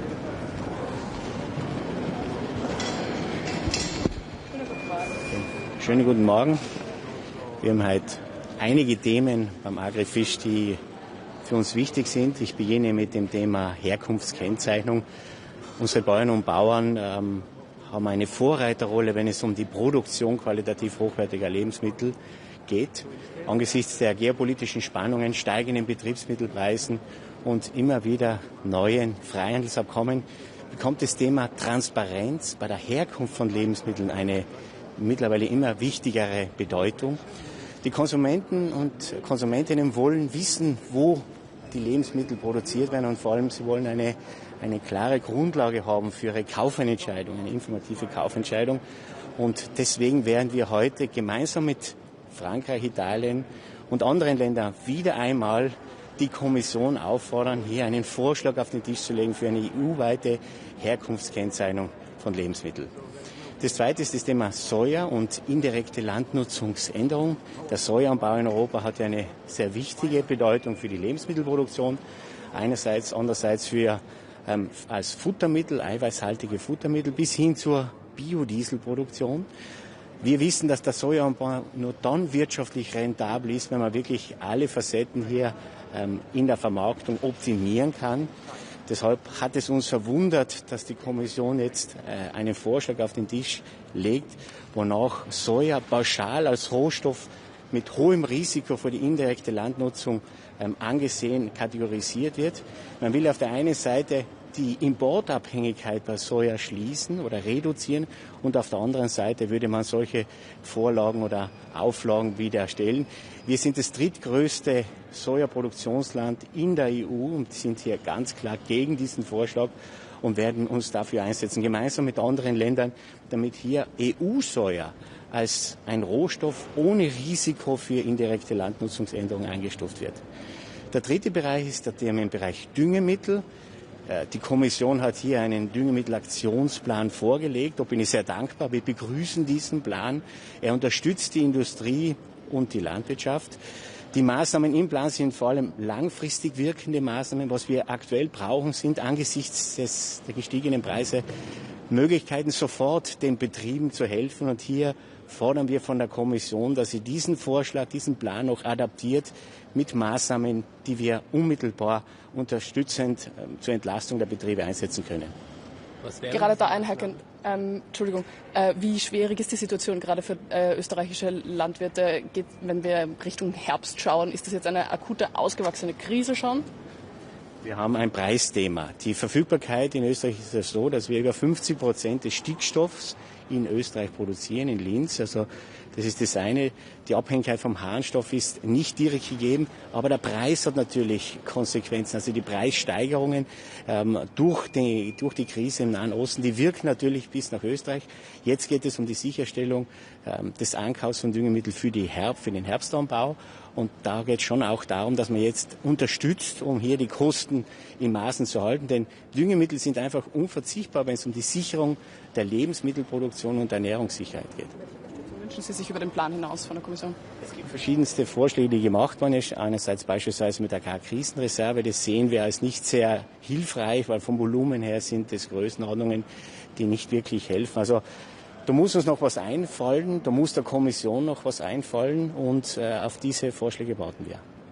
Lassen Sie mich noch fragen zur Herkunftskennzeichnung. Welche Importe machen Ihnen da besonders Sorgen oder um welche Inhaltsstoffe geht es denn, wo Konsumentinnen und Konsumenten besser informiert werden könnten? Also uns geht es um Transparenz. Ja, wir wollen, dass einfach sichtlich wird, woher die Lebensmittel kommen. Wir in Europa produzieren zu sehr hohen Standards. Das soll auch der Konsument am Ende bei seiner Kaufentscheidung sehen, woher kommt das Lebensmittel. Und das ist unser Zugang. Wie gesagt, die Kommission hat ja schon vorgeschlagen, von sich aus hier etwas zu tun. Wir erinnern Sie immer wieder daran, dies endlich zu tun. Und wir sind hier in der Kulinarik-Allianz gemeinsam mit Italien und Frankreich. Und soweit ich weiß, werden wir noch von zahlreichen anderen Ländern unterstützt und hoffen wirklich, dass es jetzt demnächst einmal einen Vorschlag seitens der Kommission gibt. Frage zum Klimaschutz, für den Sie auch zuständig sind. Der Weltklimarat hat jetzt dieses Apokalypse-Szenario von 4,3 Grad Erwärmung abgesagt sozusagen, aber gleichzeitig auch gesagt, dass die 1,5 Grad nicht mehr erreichbar sind. Was bedeutet das für Ihre Politik? Also wir haben bei der COP30 schon gesagt, dass Klimaschutz schon von vielen Ländern auch mitgetragen wird. Man sieht es, wenn es um die Einmeldung der nationalen Beiträge geht. Da haben wir gesehen, dass das dazu führt, dass das schlimmste Szenario nicht eintreffen wird. Allerdings, laut Berechnungen von damals, haben wir eine Werterwärmung von 2,3, 2,5 Grad. Das ist immer noch zu hoch. Das heißt, unser Zugang muss sein, der Zugang der Weltgemeinschaft muss sein, der Staaten weltweit muss sein, dass wir dieses 1,5 Grad Ziel erreichen. Alles andere führt zu Schäden, zu Folgewirkungen, zu hohen Kosten. Das wollen wir nicht. Wir brauchen konsequente Klimapolitik, um die Ziele des Pariser Klimaabkommens zu erreichen. Wenn die Landwirtschaft jetzt leidet unter dieser Düngermittelkrise, am Ende sind es ja die Endverbraucher, die den Preis bezahlen. Was kann man denn überhaupt tun, um die Endverbraucher dann trotzdem irgendwie zu schützen oder zu helfen? Wir müssen schauen, dass wir in Europa die Lebensmittelproduktion halten. Ja, da geht es um die Wettbewerbsfähigkeit auch der Betriebe, und hohe Betriebsmittelkosten schmälern diese Wettbewerbsfähigkeit. Sie müssen ja die Preise dann weitergeben bei den Produkten an die Konsumenten. Das wollen wir vermeiden. Wir wollen eine wirkliche Unterstützung auch für die Landwirtschaft erreichen, für die Lebensmittelproduzenten. Das ist das Beste für die Ernährungssicherheit und damit auch für die Konsumentinnen und Konsumenten. Wie sollte diese Unterstützung denn konkret aussehen? Es gibt die verschiedensten Vorschläge von der Kommission. Insgesamt 5 Maßnahmen wurden auf den Tisch gelegt. Die meisten wirken ja langfristig. Es ist wichtig, um mittel- und langfristig hier Antworten zu liefern. Was wir brauchen, sind Maßnahmen, die unmittelbar helfen können, Soforthilfemaßnahmen. Wie gesagt, da müssen wir noch gemeinsam drüber nachdenken. Die Kommission ist hier gefordert und wir werden das heute in der Diskussion einbringen. Dankeschön. Danke.